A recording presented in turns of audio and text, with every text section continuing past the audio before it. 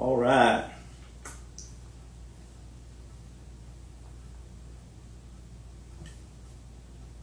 Man, I mean, you can't get any more excited to know what's going on if you know what's going on.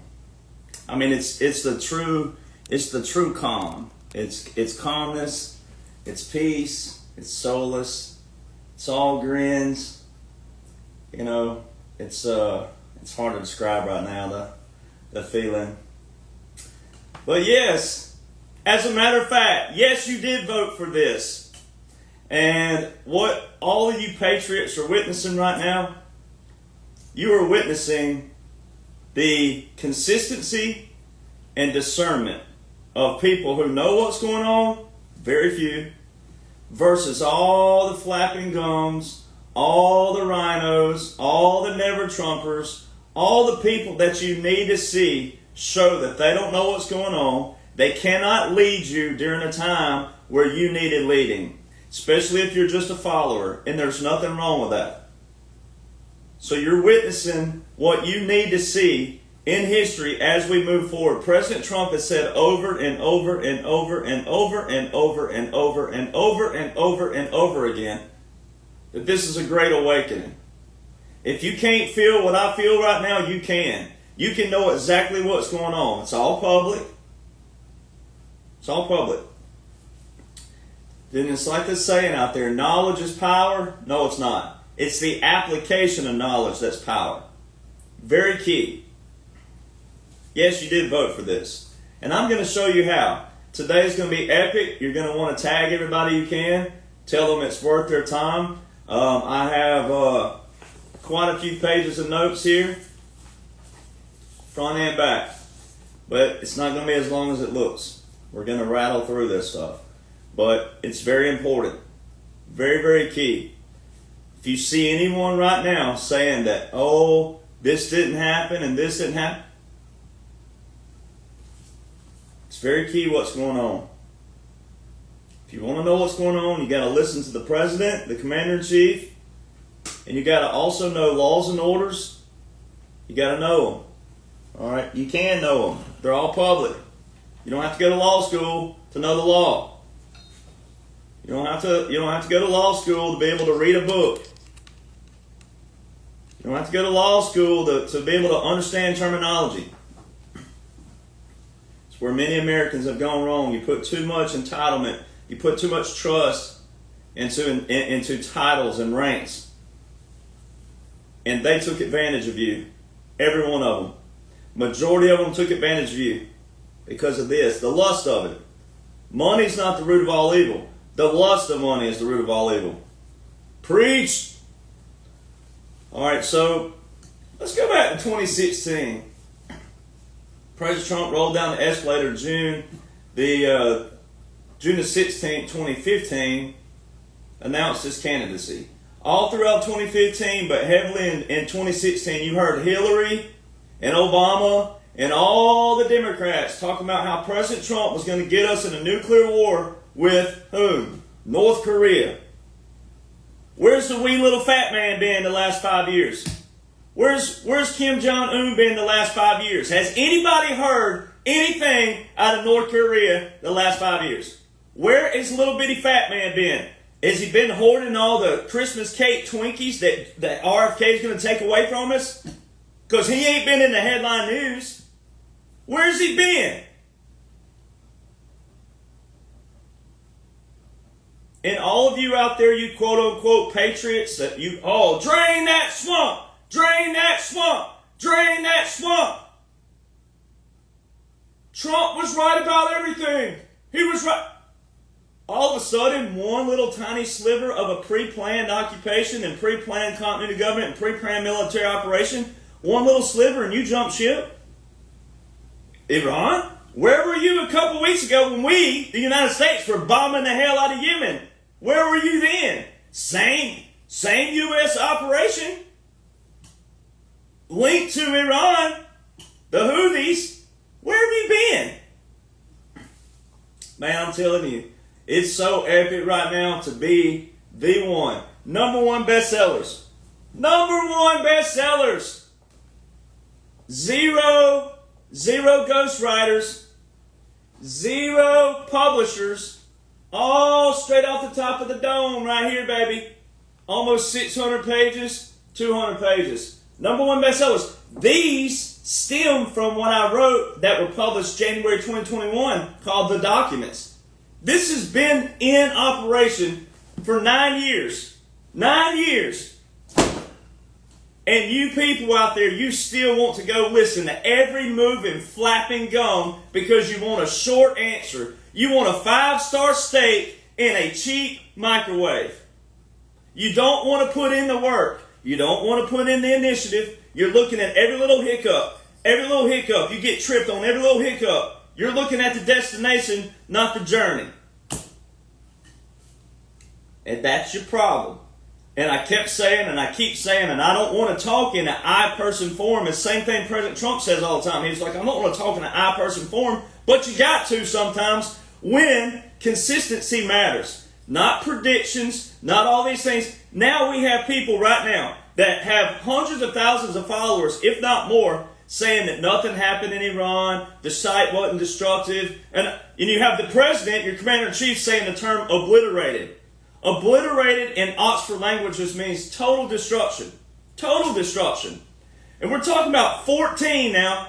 The initial that I heard was 6. It's 14 30,000-pound bunker bombs that will penetrate under the ground. We used one of those in Afghanistan, just one alone, and it took out a mountain. One. And 14 hit one location alone. And you people out there, whoever you are, I have to say you people because of whoever it is being negative Nancy and Debbie Downer and pessimistic Pam and all these others out there, whoever you are who's hearing this, you want to listen to every moving, flapping gum, but you never want to listen to veterans who know what's going on. Then you have the veterans out there who attack me, not a lot, but a few, because they don't know what's going on. It don't matter what you are. If you're a general, colonel, congressman, lawyer, whatever your title is, if you don't know what's currently invoked right now in the current laws and orders, you can be total oblivious to what's going on. Has nothing to do with anything just because you have a title to your name, a rank to your name. And it's misleading a lot of you. And a lot of you get all down in your feelings and everything, and then I have to go on a rattle trap spree here and pull you back in and say, what the heck are you doing to yourself? You're doing it to yourself. No one else is doing it to you but yourself. Because you want to go listen to everybody and anybody. And it's because, it may be 5 minutes long, not 3 hours like my podcast. This stuff, if America was as easy as a 5-minute fix, then why hasn't it been done before? See, that's why this stuff is a journey, not a destination. And yes, you did vote for it. You most certainly did vote for it. So all these people out there saying it's unconstitutional and it's not this and it's against the law and he's a dictator and all these other things, a lot of Republicans this past week and conservatives, guess what they look like? Liberals. All in the same boat, holding on to the same oar. Looking the same. And then what do liberals do? Liberals, they feed on that because look at all these Republicans, conservatives. Look how they're acting now. Now they're all out there saying, not our war, not our war. I didn't vote for this. Republicans and conservatives. All this past week. You have Candace Owens out there telling the military, don't obey unlawful orders. I mean, look at all the people. And look at all the people who follow these people. And it's all public law, what's going on right now. And it's all constitutional. If it weren't constitutional, it wouldn't be there.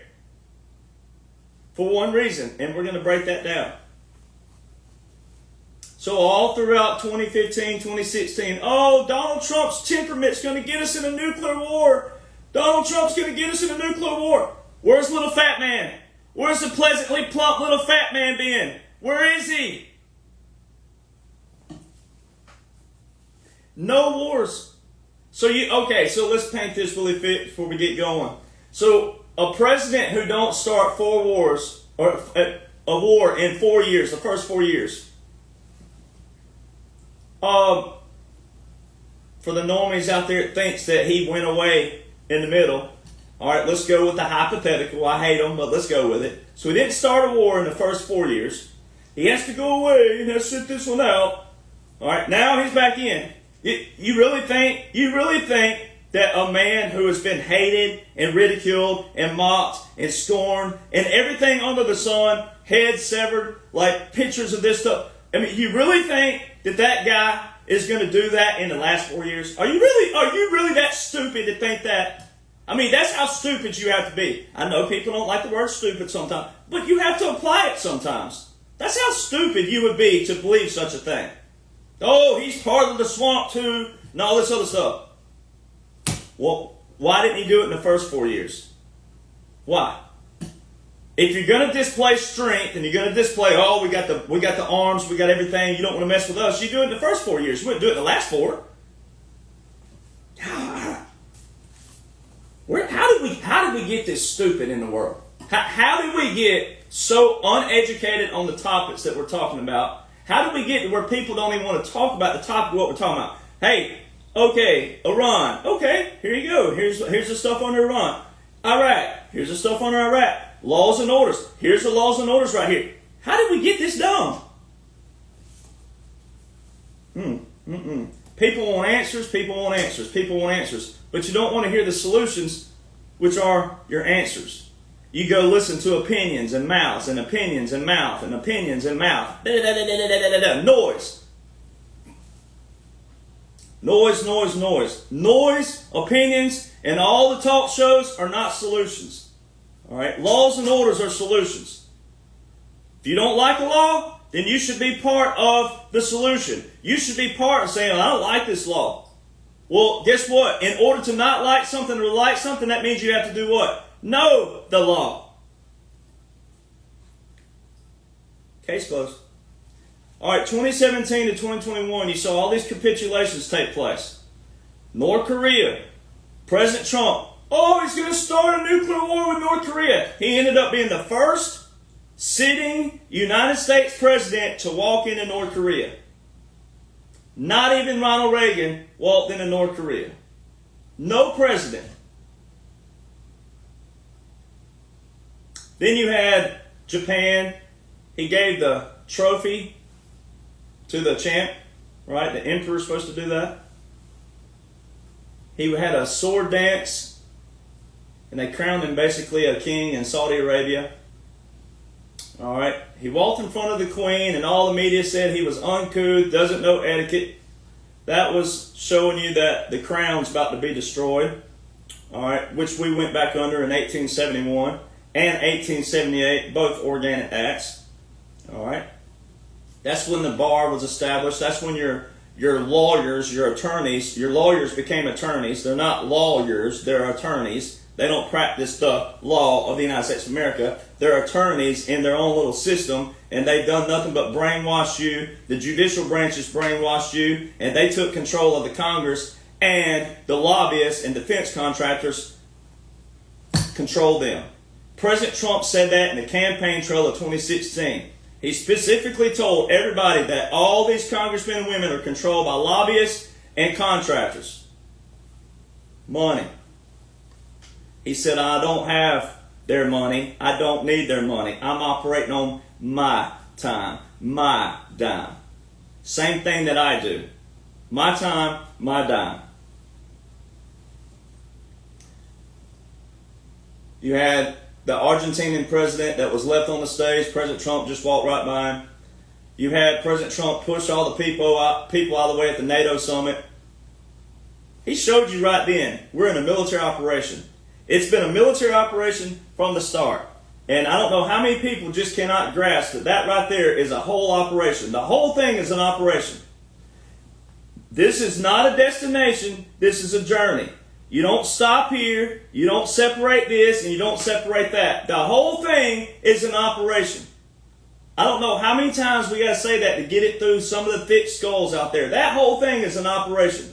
That dash right there means continuous. It means through. It means 45 through 47. 45 to 47.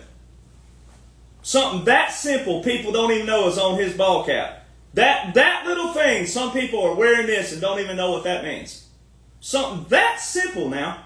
45 through 47. 45 to 47. If he was not 45, 46, and 47, that should be a comma or a little and symbol. It's not. It's a dash. If I said that I'm going to be in Utah from June 22nd to June the 29th, then I wouldn't put on my website the days in between that. I would put June 22-29th. He's saying I'm 45, 46, and 47. Now, there's an explanation for that. That's what I'm here for. That's the only reason I have a platform. It's because of these #1 bestsellers that explain the dash between 45-47. Part 2 is 600 pages alone. And it ain't everything, because if it was everything, it would look like the book of Obamacare. It'd be about the book about understanding women. About like that. Alright? And that'd be part 1 of itself. Alright? So there will be a part 3, a final, because of like summarizing all of everything and the key components. But you got to know that. This is an operation. Strategic operation, military government, military occupation, continuity government. Alright. All the capitulations. Alright, capitulations are in the Law War Manual. The term capitulation is not a government term. It's not a federal government term. It's not a state. It's not any kind of government term. It's a Law War Manual. So, on January the 17th, 2017, 3 days before President Trump took the famous oath, Federal Continuity Directive 1 was reissued. It's a continuity government publication. It's like the umbrella. That's the big one. FCD 1. Alright, January 17th, 2017. June 13th, 2017, already into President Trump, right? June 13th, FEMA and the Department of Homeland Security put out a Part 2, FCD 1-2. Alright, it's more the implementation phase of it. Now, what are the odds? What are the odds that Joint Operation 3.0 was put out the same day as Federal Continuity Directive 1? January the 17th, 2017. So joint operation, meaning joint, meaning military. Alright, joint operation. It can't get any more clear than that. It says joint operation 3.0. Guess what it's for? Continuity of government. Alright, now let's go to Federal Continuity Directive 2, June 13th, 2017. 3 days later, June 16th, 2017. Joint Planning 5.0. Military. Joint Planning Publication. Guess what it's for? The implementation of joint operation. It is the strategy guide for the joint operation. What are the odds of that? What are the odds that the military is putting out on the same day that the Federal Continuity Directive 1 was published? Hey, here we go, a joint operation 3.0 right here. And then on the Federal Continuity Directive 2 on June 13th, 2017, 3 days later, joint planning, which is the plan book for the operation. Can't make this stuff up. October the 5th, 2017, President Trump said, there's a storm coming. What storm are you talking about, Mr. President? You'll find out. October the 5th, 2017. December the 6th, 2017, Jerusalem was declared capital of Israel by Donald John Trump. Why is it that all these patriots, all this past week, have been just annihilating Israel? It's because what the Bible says. The Bible says, not all who say, yeah, yeah, Lord, Lord, will enter the kingdom of heaven. There's a lot of people walking around that think that they're just, that it's all based on their little narrative, their little mindset, and what they Google. Most of these people are getting their information from Google, from off-the-wall websites, from off-the-wall people who have made them think all these things through the years. I'm operating with what the Commander-in-Chief's operating with, because I've been put in a position to do so. All right, it's more external than internal, but it's linked to the DoD. All right, it's all there. All you have to do is listen to the Commander-in-Chief and know what the Commander-in-Chief's working with. It's all public laws and orders. All public. You know why it has to be public, ladies and gentlemen? It's called a little thing called a proclamation and a timestamp. It's got to be timestamped. And then when you go back in history, For the people who didn't know what was going on at the moment, they'll say, well, we said it right here. This is what President Trump was doing with his hands when he was doing the tip of the spear special operations right here. You didn't know what it was. I'm so sorry you didn't know what that was, but that's exactly what that is. Where'd my hat go? Let's see where I put it. Oh, yeah, right here. Tip of the spear. Flip it upside down.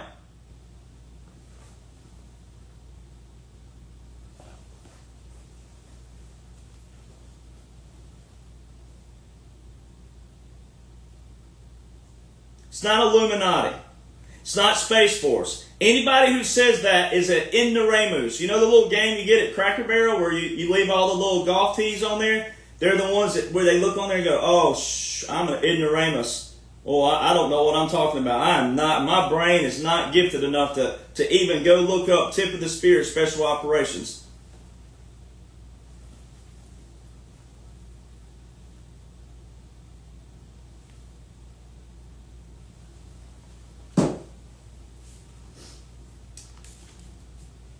President Trump is the first president to establish a subterranean warfare publication, meaning a strategy for underground bunkers, underground facilities, an actual strategic plan. So right now you have people in Congress, quote unquote, you have Chuck Schumer who's saying that, oh, he's just saying all these erratic threats and there's no plan. Yes there is. There's plenty of plans in place. You got to know what they are. They were put into place in 2017, 2018, 2019.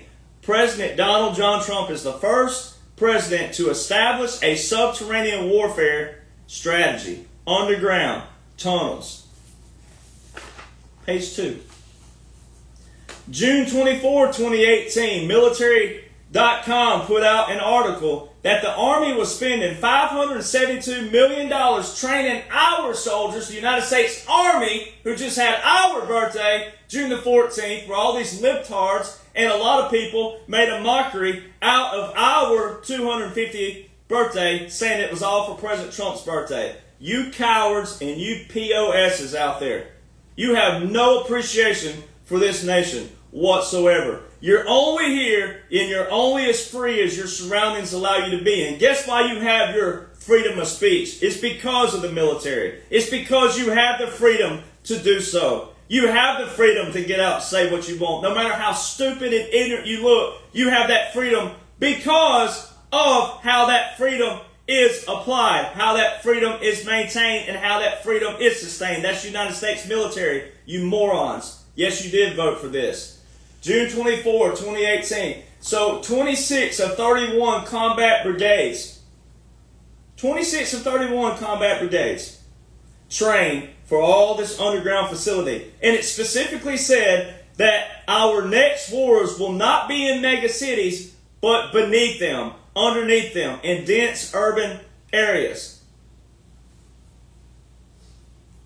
May 2019, United States Army War College puts out an article.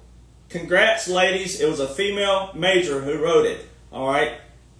Tells about the $572 million. And it says, what? Shaping the conflict for operations in the future. It's all about Iran and Israel and all these different places. But more specifically, this one's Israel. And it says Hamas, Gaza, Egypt, cross-border operations. Our military has been back and forth from Egypt to Gaza and Israel. Back and forth for the last 3 and 4 years. Where have you been? $572 million specifically ties into the June 24th. August 2019, the Defense Intelligence Agency put out a publication for Iran's military power. And what does it talk about? Underground facilities. August 2019, Johnson & Johnson's in a court case in the state of Oklahoma. All right. They lose the court case over an opioids case. Who issued the executive order for combating opioids? President Donald John Trump. Oklahoma. Johnson & Johnson loses the case. Go back now. June 24, 2018. All the military websites putting out $572 million spent. Go to your Israel publication by War College. $572 million. What did President Trump say all the time? He said, follow the money. Follow the money. And then he turned around and said, we're not paying for anything anymore. We've been taken advantage of by everybody and anybody. We're not paying for it anymore. What are the odds that when Johnson & Johnson lost his case, they were forced to pay $572 million?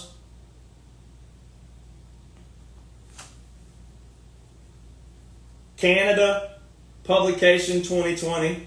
We support United States and Israel underground operations in their defense manual, which ties into the $572 million.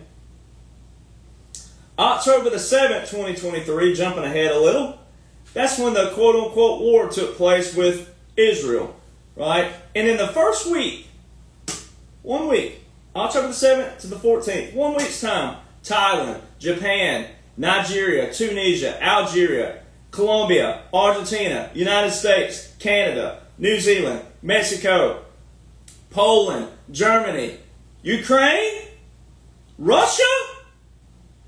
All these nations were in Israel with military equipment.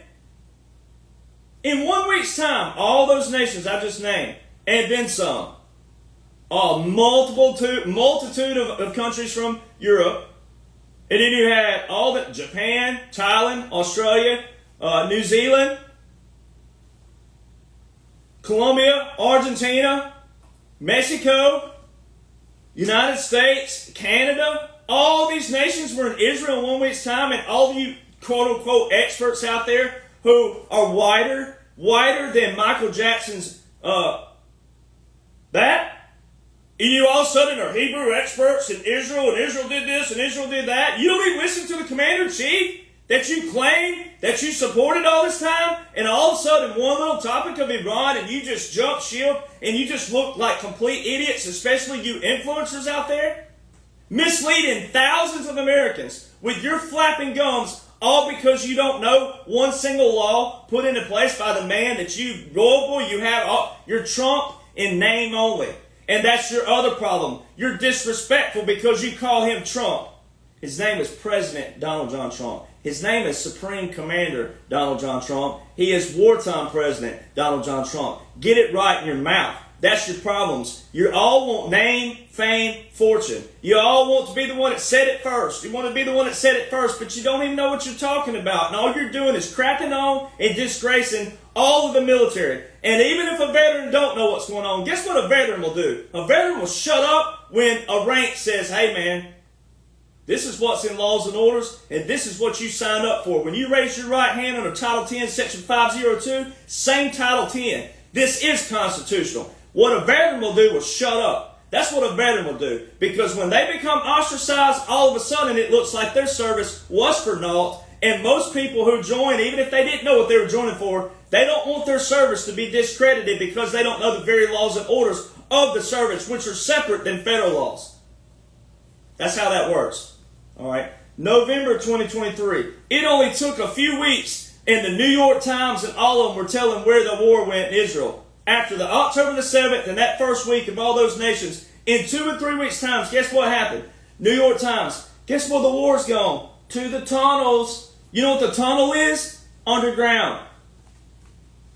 Kamala during that time period. Oh, camel toe Kamala. All right, oh Kamala back then, guess what she was doing? Probably should have been doing what she was good at, even though I know she wasn't real. But in reality, she should have been sticking with old Willie Brown that whole time instead of getting into bigger politics that she couldn't handle. All right, but for all of you out there that think she was real, which she was not, but for those of you who think it was real time because you just don't want to understand a military occupation, a military operation, a continuity government, for all of you out there who just can't get with that program, all right, well, guess what Kamala was saying during that time period? Oh, Kamala, Willie Brown's little mistress, was telling everybody that the United States military was not involved in Israel, that we weren't in Israel. Yes, we were. Remember all the people that said, oh, here comes another dumb aircraft photo. Are they dumb now? Are they dumb now? Did you see the article this week about Iran saying that Israel came into their airspace and violated airspace? Oh, are the aircraft posts dumb now, you dumb morons? I don't think so. All right, Kamala was saying that, oh, we don't have aircraft or anything. We were in and out of Israel the whole time. Timestamp proof. Public radar. It's not some secretive radar that I'm using. If you're awake and there's an aircraft that they want you to see publicly, you can see it. All timestamped. I have them timestamped in Google Drives. Proof during that time period. Also during that time period, for all the people who thought Biden was real, all of a sudden he went from a detached earlobe to an attached earlobe. All of a sudden everything about quote-unquote Biden changed. But oh, that's a conspiracy theory. How dare you say stuff like that? Man, you're crazy. You think that they would swap out a person? You even believe in that stuff? CIA's been using it for 40 plus years. Where the hell have you been? Old Biden was telling everybody no ceasefire. No ceasefire? And all of a sudden President Trump's getting the blame for all this right now? And the liberals are saying he's a dictator and he's violating the Constitution and all these other things, but Biden said no ceasefire? Didn't even talk about a ceasefire? Nothing like that? No ceasefire. It's all in articles, time-stamped articles. And I've been reporting on this the whole time. Here's the articles. No ceasefire, no ceasefire, no ceasefire. So if President Trump is a threat, they're all a threat. But it's an occupation. The military occupation and continuity of government is a unique strategy. That's where everybody's struggling. It is a unique strategy that's saying, all right, if you get it, all this is distraction pieces. A lot of it. The other part are proclamations for timestamps, all right? You can't get any more simpler than that. It ain't complicated, people. Don't make it complicated. All right? At the State of the Union, all right, during quote-unquote Biden, the State of the Union following up of 2024, what did Biden say? He said that, I'm proud to announce there's no military troops anywhere in the world in conflict. The week before and the week after, we were bombing the hell out of certain things over in Saudi Arabia region. I mean, you can't make this stuff up. They show you and they tell you without saying, hey, we're in a military occupation, by the way, for the ones that are still out there that are on the low levels we're still trying to get, we don't announce it where they can't hear that. But they knew most people wouldn't believe little old me. Because, oh, well, dear Jonhson, you weren't a general, and you weren't a lawyer, and you're not a constitutional lawyer. How can you know all this stuff? They knew that people would be in the same old mindset, don't want to get educated, don't want to get right, can't get right, don't want to listen. Y'all love you some drama. Americans love you some drama. Boy, y'all love some drama. Y'all don't love knowing what's going on. You say you're mad and you're unrestful and, I don't know what to think. And you're just shaking and you're scared and you just don't know what to do. But you don't want to listen to the people who know. That's your problem. All right? Congress are under a continuity government. I had that question over and over and over and over and over from 2022, 2023, 2024. Well, what about Congress? I said, how many times do I have to say? Don't complicate it. I'll show you a strategic formula. If you'll learn that strategic formula, the foundation of the occupation, the operation, and the continuity government, that's all you need. That's your foundation. Then you can venture off. But you always come back to your foundation. All right? That's why the Bible says, train up a child in the way that he should go and he won't depart. Well, look at all these people who didn't get training with anything. That's why everybody looks atrocious right now. Because you weren't trained on what you're supposed to know. I'm trained on what I'm supposed to know. And if you'll listen to me and then go study and read it, you'll see for yourself. It's public. So, Congress, continuity government, foundation. You got to know the foundation. It's a unique setup. Yes, Congress are under a COB. They're still under a COB to this day. A partial COB. So right now you'll hear all these people saying, unconstitutional, unconstitutional, it's unconstitutional, it's unconstitutional. Then you got one right now saying, oh, President Trump didn't alert us on what he was going to do and all these other things. Schumer. Oh, he's saying all these erratic threats and oh, he's saying this and he's saying that. There's no strategy. Yes, there is. If you'll listen There's most definitely a strategy. Subterranean warfare is already one portion of it. Continuity of government is your major portion, and your military occupation, those coincide. If you've been listening the whole time, you know that Congress has been under continuity of government. Yes, Congress knows what's going on. Yes, they do. So if you know what's going on in the unique setup, then you'll know what is a distraction and what is a proclamation. You would know that.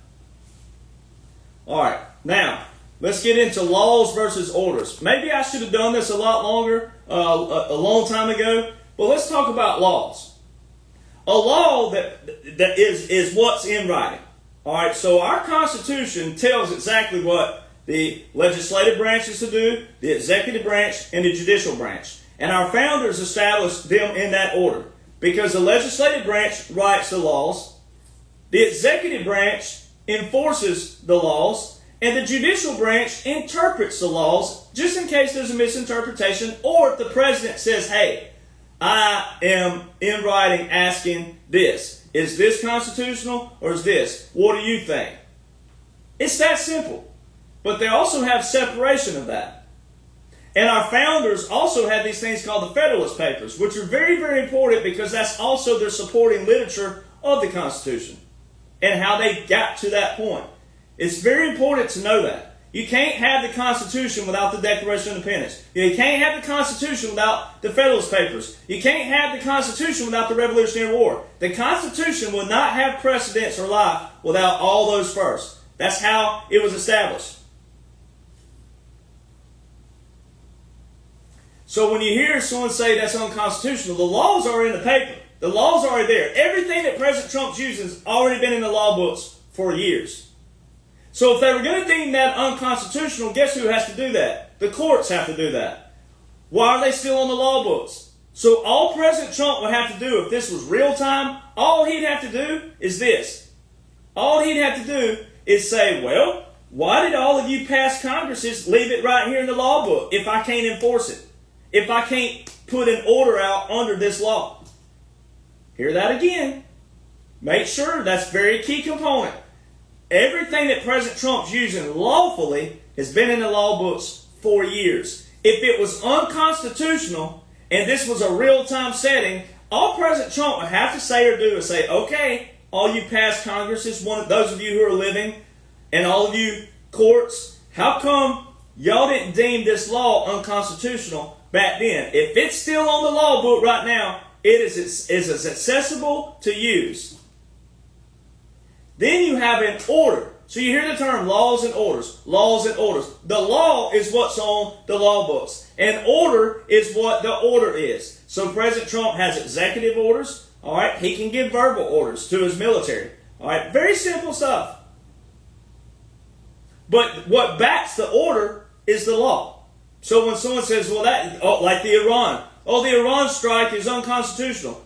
Well, let's go look. Let's go look at what law is there that shows that it is not unconstitutional. It is most certainly constitutional. And then the judges. The judges have already ruled certain things for President Trump. It's already been ruled on. All right, so Executive Order 12170 and Executive Order 13611. Iran and Yemen. 1979 and 2012. That's how old those orders are. All right? We didn't start these wars.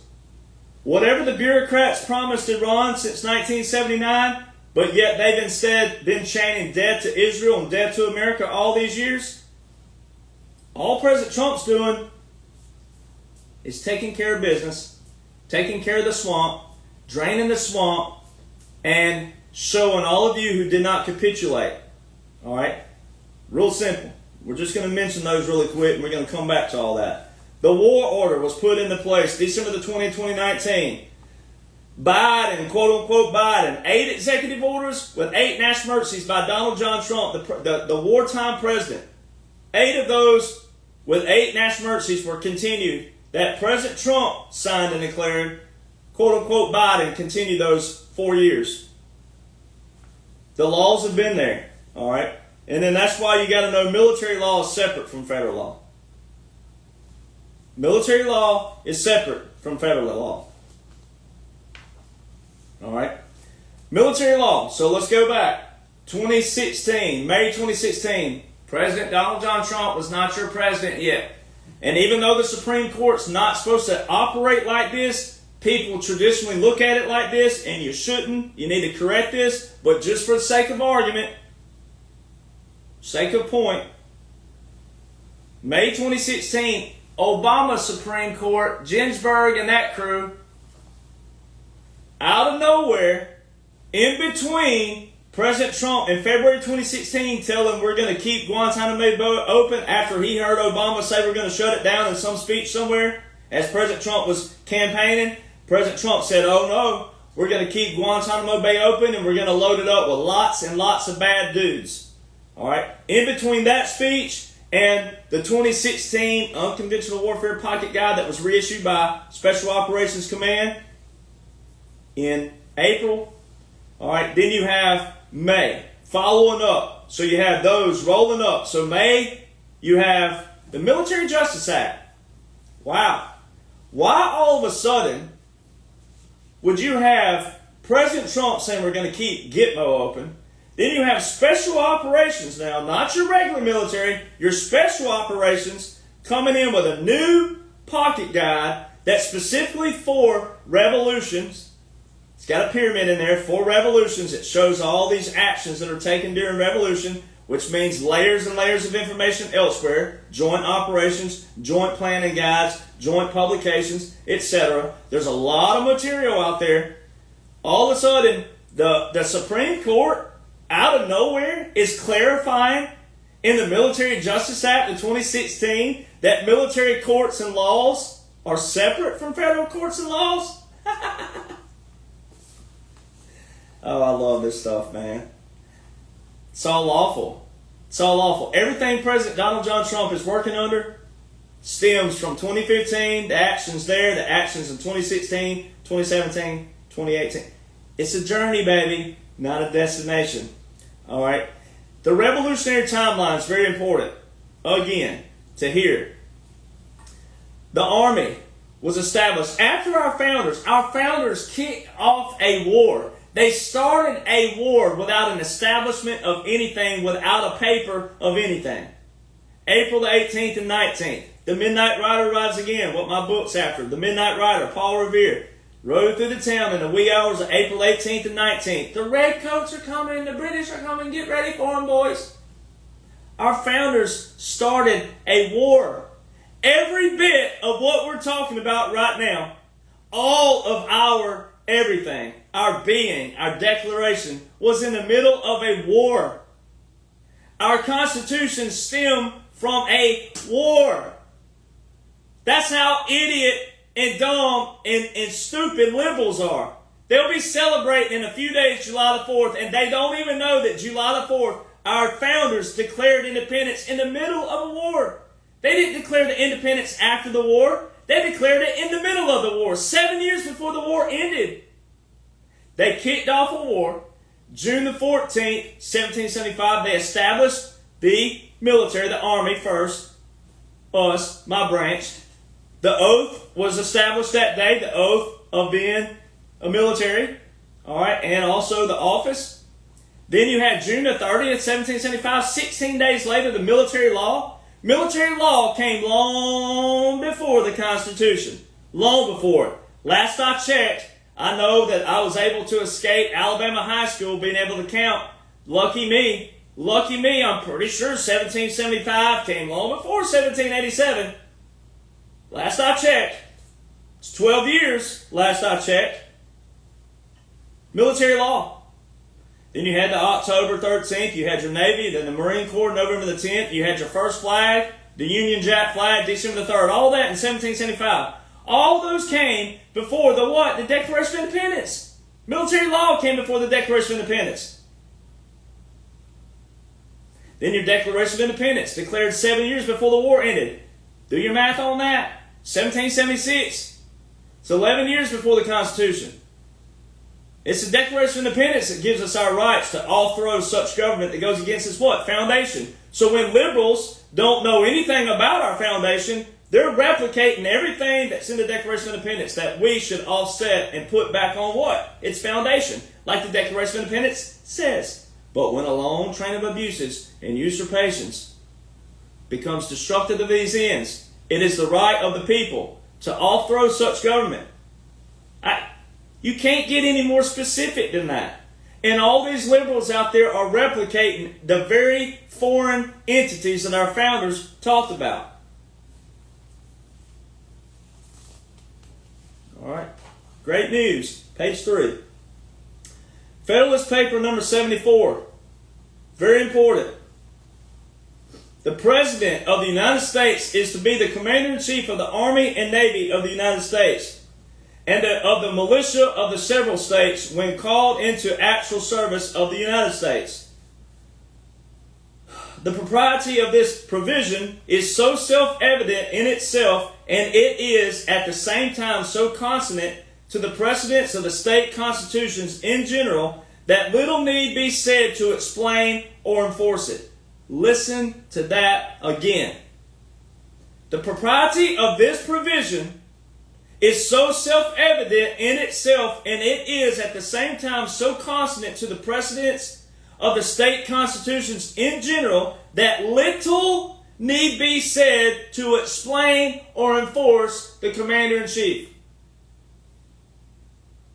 Even those of them which have in other respects coupled the Chief Magistrate with a council have for the most part concentrated the military authority in him alone. Of all the cares or concerns of government, the direction of war most peculiarly demands those qualities which distinguish the exercise of power by a single hand. The direction of war implies the direction of the common strength, and the power of directing and employing the common strength forms of a usual and essential part in the definition of the executive authority. On these accounts, one man appears to be more eligible dispenser of the mercy of government than a body of men. That is Federalist paper number 74, Alexander Hamilton. You probably should know a little bit about how they came to the Constitution, how they wrote the Constitution. See, everybody, these liberals, they just want to say the term, they just want to say the word Constitution. They don't know anything about what the Constitution actually says. The Constitution don't apply to you and I. It is a framework to keep Congress in check. That's all we're doing. That's what's been done. Remember what you yelled, Patriots? Drain that swamp. Drain that. You know why we're draining the swamp? It's because the swamp manipulated you. They twisted all these terms. They twisted all these words. They twisted all these clauses. They twisted all these laws.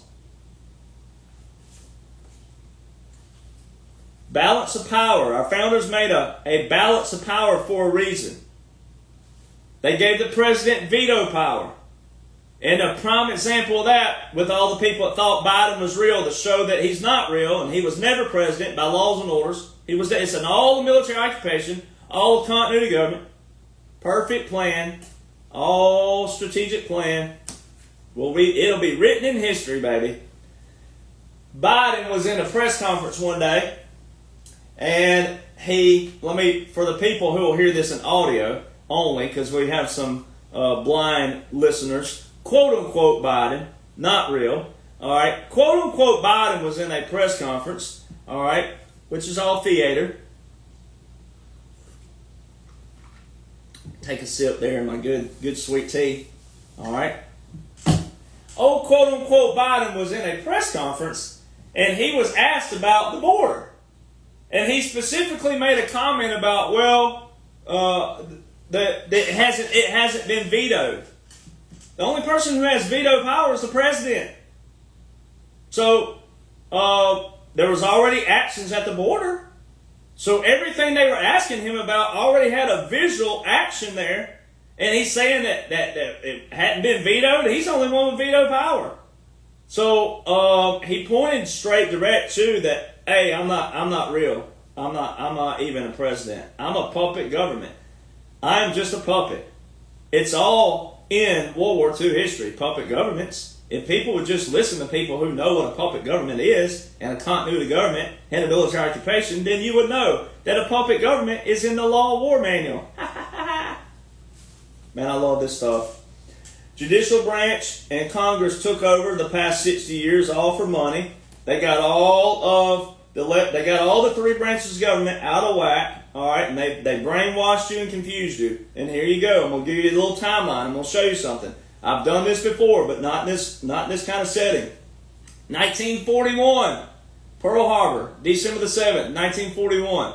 December the 8th, 1941, Roosevelt told Congress if they didn't act, he would, as Commander-in-Chief. You just heard Federalist Paper number 74 and what the Commander-in-Chief's role and duty is. All right. Well, when they're not cohesive together, somebody has to take charge or be obliterated. All right. So Roosevelt said, "You better do something." So the First War Powers Act. That's when the First War Powers Act came out. All right. You had the First War Powers Act, and the Second War Powers Act of 42 wasn't a follow-up. It was just talking about land and naval use. All right. But there's that. Then you had the establishment of NATO in 49. Then we went right into Korea, 1950. There's when your first real foreign war started. All right, for money, bureaucrats. All right, 1950 to 53. Then Vietnam started up in 55. All right, I skipped a certain date for a reason. Everybody knows that's followed me. You know why I do it. All right, 1955, Vietnam started. Then you had your military-industrial complex speech by President and former five-star general. Right, he was a five-star general, rare five-star, rare. We've only had 8 five-star generals and admirals since the Civil War. All right, not many five-star generals. All right, you had him talking about the military-industrial complex. Well, there's all your veterans who don't know what the heck's going on. There's all the veterans who started getting lured into the military for money, stability, college. You don't pay a power bill in the military. You don't pay a water bill, nothing. Everything is scot-free. All you got to do is show up, do what you're asked to do. That's it. The military don't teach you laws. Military don't teach you anything to do with the federal government, nothing like that. The military expects you to be an adult when you get there, and look what we've had the last 60 years. We've had a lot of good men, there ain't no doubt. But we also had a lot of what? Compromised men. Compromised money. The military-industrial complex speech, 1961. Guess what date that was? January the 17th. Coincidence? I don't think so. All the dates that's been set right now have been set on dates of cabal and stuff that in history. All right, resetting. It's not a fundamental change. It's a fundamental reset of our Constitution, our Declaration, our Foundation. That's what you're witnessing. All right. Then you had JFK. January 1963. JFK went around the Federal Reserve and went straight to the Treasury Department. Do you think the swamp like that? I don't think so. You saw what happened just a few months later, 11 months later.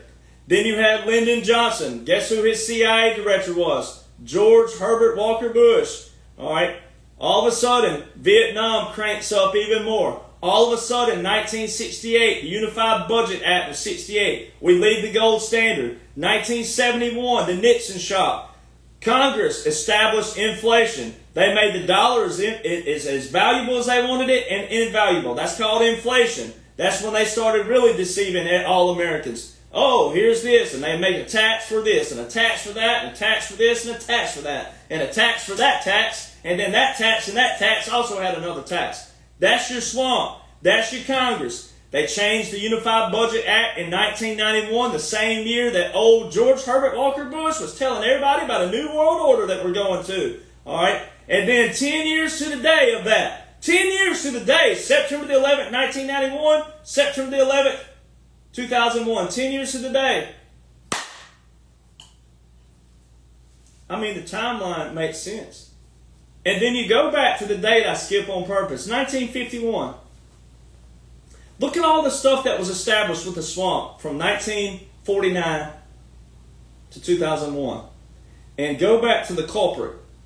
1951. Congress put term limits on the president. There's nowhere in Article 2 does it say that. It just says the president can serve 4 years in a term. It don't say how many terms. Our founders never specified that whatsoever. Never specified. The Constitution don't say that. Nowhere in the Constitution does it say that Congress is to set term limits. It just says 4 years in a term. Then you fast forward to 1973. 1973, they amended the War Powers Act. They, who? The fraudulent Congresses. They amended the War Powers Act into the War Powers Act, the War Powers Resolution is what they call it now. War Powers Resolution of 1973, where they made the president have limited power with the military, that he could only declare a national emergency to use in a defense mode our National Guard reserve components. Very key, because what you hear shortly, where we're getting to, where this is all going, very key, you got to remember that. They try to put limitations on the president, the Congress.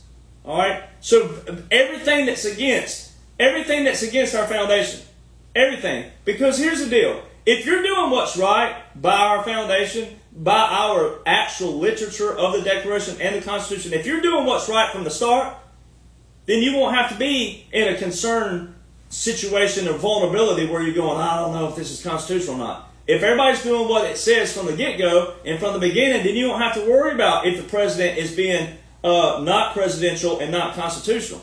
That's where our founders were so key on the balance of power, the balance of it. So what President Trump is doing, what the military did is said, okay, we will do this constitutionally and I'll show you how. We're going to take all of your limitations and we're going to use it against you. And we will use every bit of those limitations in capacity and we will beat you with your own corporate rhetoric. So when you hear others out there, you'll hear them out there say, well, isn't this still corporation laws and orders? Yes, but how do you revert out of a system? How do you beat a system? You use the same terminology and everything in that system and you beat them with their own words and terminology. And then that way they can't say what? They can't say you can't do that. So all these out there saying now that it's unconstitutional, guess what that's saying? They're setting the stage for disclosure. They're setting the stage for President Trump's exoneration. Because he told you a long time ago, I will be exonerated, not acquitted. I will be exonerated. The term exoneration means completely clear of anything.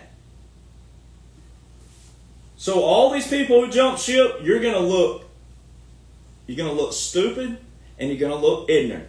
And you deserve to lose your platform if you're an influencer. You have no business being in any kind of public whatsoever trying to lead people. If you don't know what the Commander-in-Chief's working with, and if you don't know the origins of those, especially military separate laws and federal laws, and then how they pair, you have no business being on any kind of social media. In the era that we're in right now, you have no business whatsoever. And I hope they let someone like me have command of the button that deletes you. I will hit a button quicker than a cat can lick its ass to delete anybody with 1 million, 2 million, it don't matter, 100,000, whatever you got. You will not be on social media if they give me the button.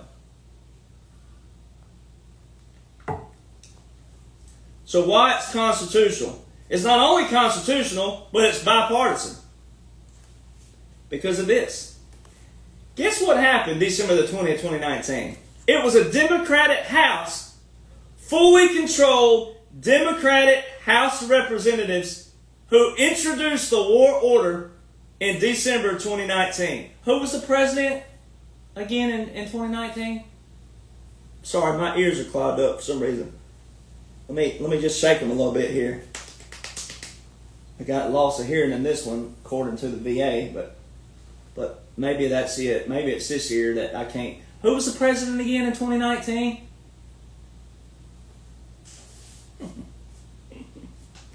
A Democratic House of Representatives introduced the war order, which is Title 50, Chapter 33, Section 1550. Everyone who's followed me for the last 3 years, it sounds like a broken record, don't it? Title 50, Chapter 33, Section 1550. Section 1550 was not in the War Powers Act until Congress put it there. It's Congress who is in control of Title 50 legislation to put in there. That is a piece of legislation because it was introduced in the Democratic House and it was passed by a Republican Senate and amended to the War Powers Resolution of 1973. It's the last thing in there, meaning it's the most recent under the War Powers Act. Democratic House introduced that under President Donald John Trump. So therefore, it's not only constitutional, but it's also bipartisan, because this is a strategic plan and operation by law. And keep in mind, that section 1550 was exactly 1 year before continuity of government. And from December the 20th, 2019 to March 2020, let's do our hillbilly math again. December, January, February, March. Just 3 months after the war order was put into place, the whole world came to know a little term called COVID, which was a retaliation of the deep state bioweapon.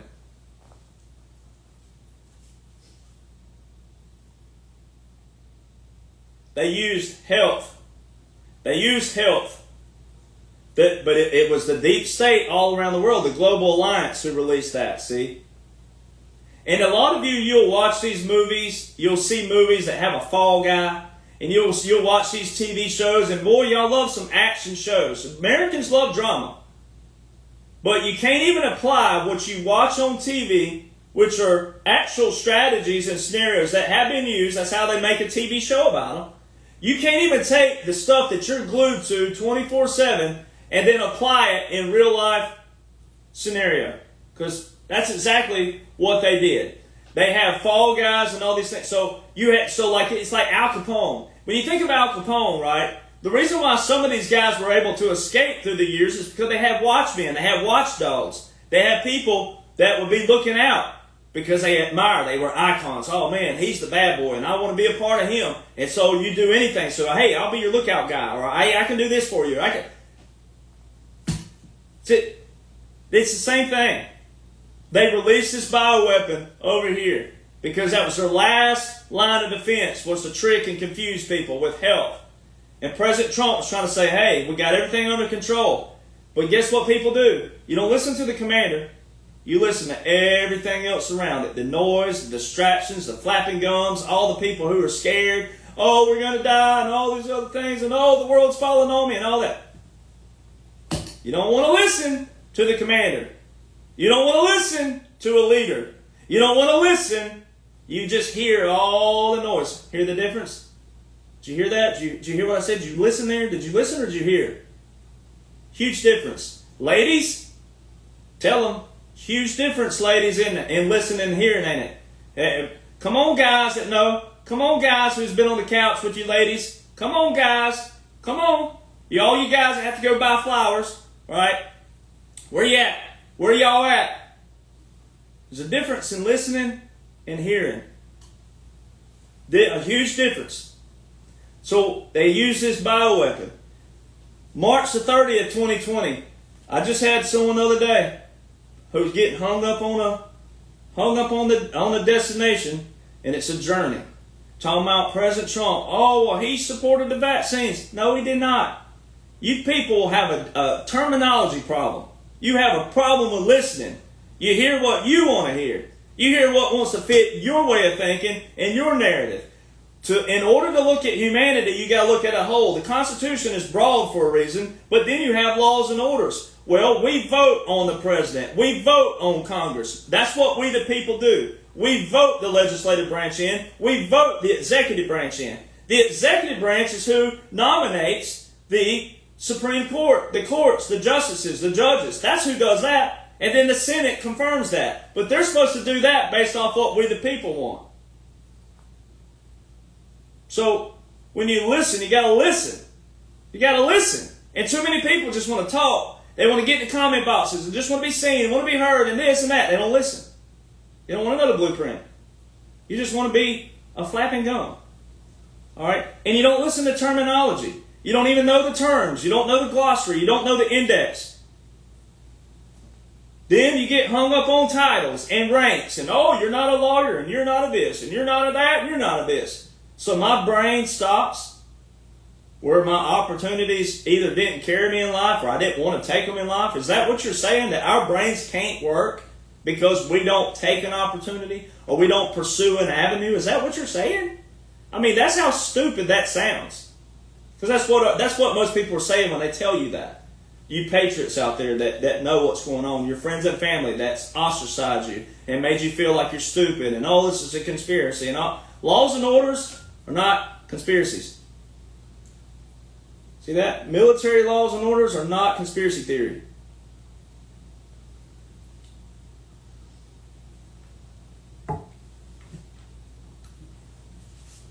March the 30th, President Donald John Trump had a press conference.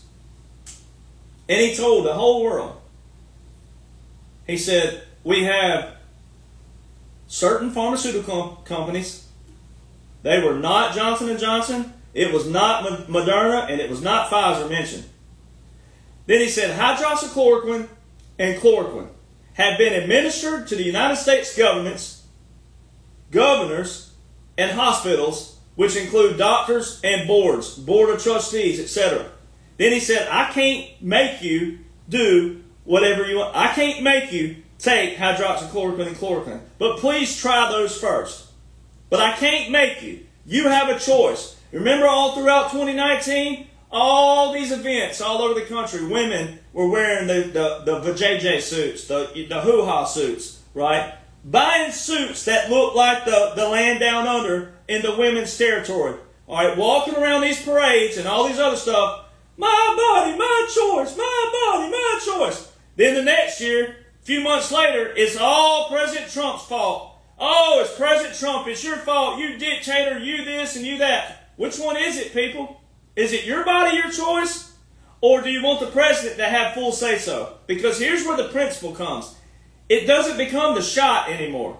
If the president has full control of your body, then it ain't about a shot anymore. Then it's about, oh, I don't like tattoos. He told all his children, as long as you're living under my household, no alcohol, no tattoos, no smoking, and no drugs. Then all of a sudden, if it's about that, then the president can say, all right, I don't like you having a tattoo. Guess what? We have this thing called a laser, and it's going to laser it off for your health.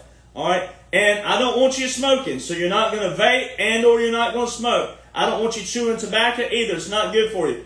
If that's what you want, then it ain't about a shot anymore. No. It's about health overall. So see, people don't listen. People don't apply principle anymore. People don't apply definitions, glossaries, index, terms. The word vaccine means this. If you said, Derek, what kind of automobile do you have?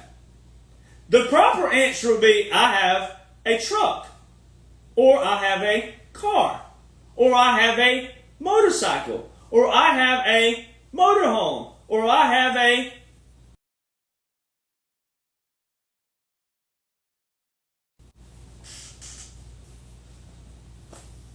That's the proper answer. That's the proper answer to that. Then if you said, well, what brand of automobile do you have? What brand is your truck? Oh, well, I have a Ford F-150. I have a Chevy Silverado. All right, well, really, it's actually Chevy. You just say, I have a Chevrolet. Then you can say, what model do you have? I say, well, I have a Chevrolet Silverado 1500 4x4. Or I have a Ford F-150 4x4. That's the model. When people say the term vaccine means all pills, liquids, whatever. It just means something you put in your body, whatever it may be. The little thing you do for your nose in the South when you have the allergies. It's that. I mean, it's that simple. All right, then you say, well, what brand of vaccine was used? Well, President Trump said it was Teva, and then the Sandoz. All right, that's real simple. It wasn't Pfizer. It wasn't Johnson & Johnson. It wasn't Moderna. So if your doctor said, hey, I recommend you take Johnson & Johnson, well, guess what your doctor did? Went against presidential orders because they were the ones dispensed what President Trump dispensed. President Trump and the military said here to the United States government, here to the whom? Doctors, the boards, and the hospitals, and the governors. So when all of them went against the presidential military, all right, commander-in-chief, they violated the law. And President Trump told you right then and there when he said we distributed to the United States government, he's telling you we're not the government. We're military occupation. We're military operation. We're in a military operation. We're in a military government. Military, not United States government. People don't listen. And anybody out there, look at me right now. If you still believe that bull crap, if you still want to sit after this and not listen to the man, quit now.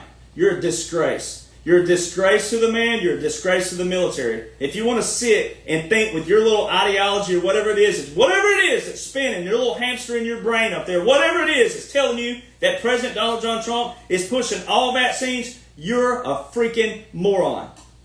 You don't listen. And that's your problems out there. A lot of you just want to keep hearing what you want to hear. And all you're doing is hurting yourself. It's an injustice to yourself, and it's an injustice to your friends and family because you're probably spewing that crap over there to them as well. You don't listen to the commander. March 23rd, 7 days before that, there were articles popping out. That's when all the terminology started saying, oh, President's going to terminate the Constitution, he's going to abolish the Constitution. All that chatter started up. You heard all that. That's when there was an article put out by the mainstream media, a bunch of them, that said that President Trump was going to install a general just in case law breaks down. You don't install a general, ladies and gentlemen. They're already there by rank. There you go, y'all. Whoa, Darrell Jonhson, you're not a general. How can you know this? Well, there you go. Generals, they're there by rank. How is it that so many people cannot follow that? See, that's what I'm saying. No one has a foundation. You just want to grab straws all day long. And every day it's a different straw and a different narrative. Different this, because you have no foundation you're standing on. The foundation right now that President Donald John Trump's working with is your military government, military occupation, continuity government, special operations, unconventional warfare, irregular warfare. It's all in laws and orders. And it's a unique parameter, unique set of laws, unique everything. It's a unique strategy. We're not going to use it again, thank God, because we have to deal with all these ignoramus people in the country that won't even listen. Drain that swamp, follow the money, the best is yet to come, and all these other all this stuff. But when it's actually happening, oh, the world is falling on everybody who yelled that. March 27, 2020, President Donald John Trump federalized 1 million reserve components active duty. There is your order under the 1550. 1550 is your law, put there by a Democratic House who introduced it, and then a Republican Senate passed it. So there's your bipartisan, there's your constitutional law, and here's your constitutional order. 13912, where President Trump invoked Title 10, Section 12302. Title 10, veterans, all of us veterans, active duty reserves, swore in under Title 10, Sections 502. Then you have your National Guard, which is Title 32, but it still doesn't matter. When they're called up presidentially, they're under a federal order. They'll be called up under Title 10, Section 12406, which just happened recently. So you have a reserve, 1 million, Title 10, way back here in 2020. Now you just saw a Presidential National Guard call up. That's a completely different section of Title 10, so there's two different Title 10s in votes right now.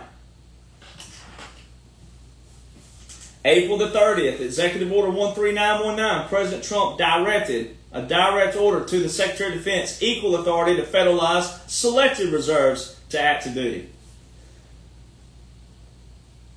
April the 1st, skip back one moment.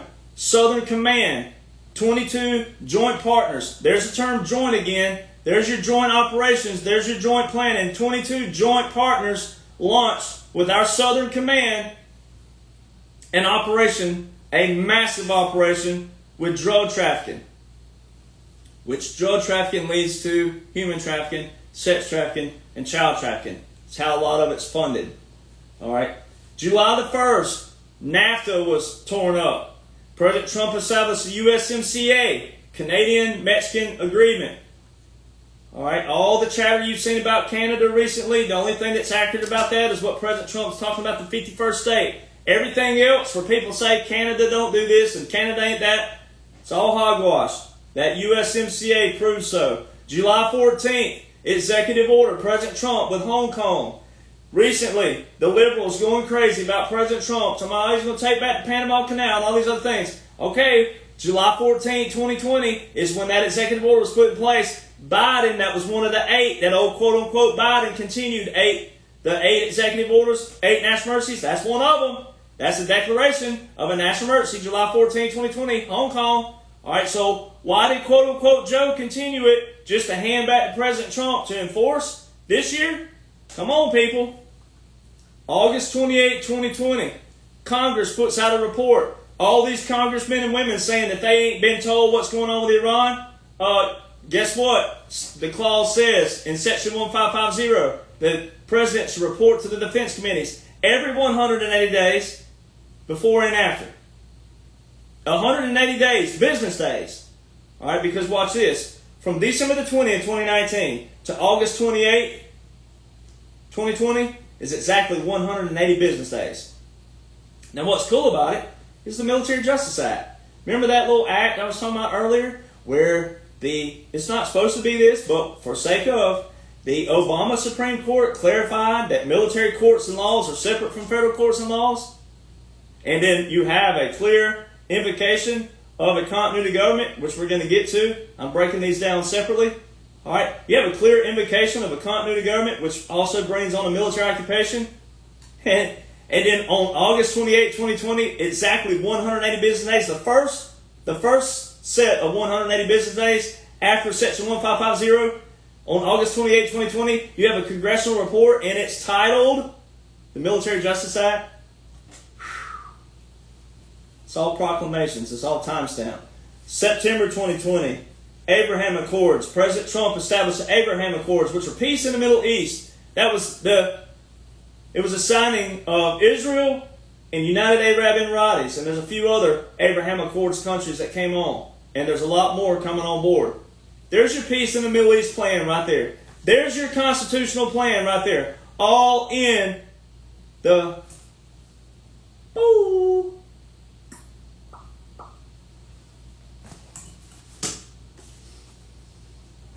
If it was unconstitutional, the courts missed their opportunity. All right. Too bad. Oh, so sad. November the 4th, the whole world hung up on an election. You weren't looking at everything else around it. You didn't see President Trump sign Executive Order 13848 with a national emergency September the 12th, 2018.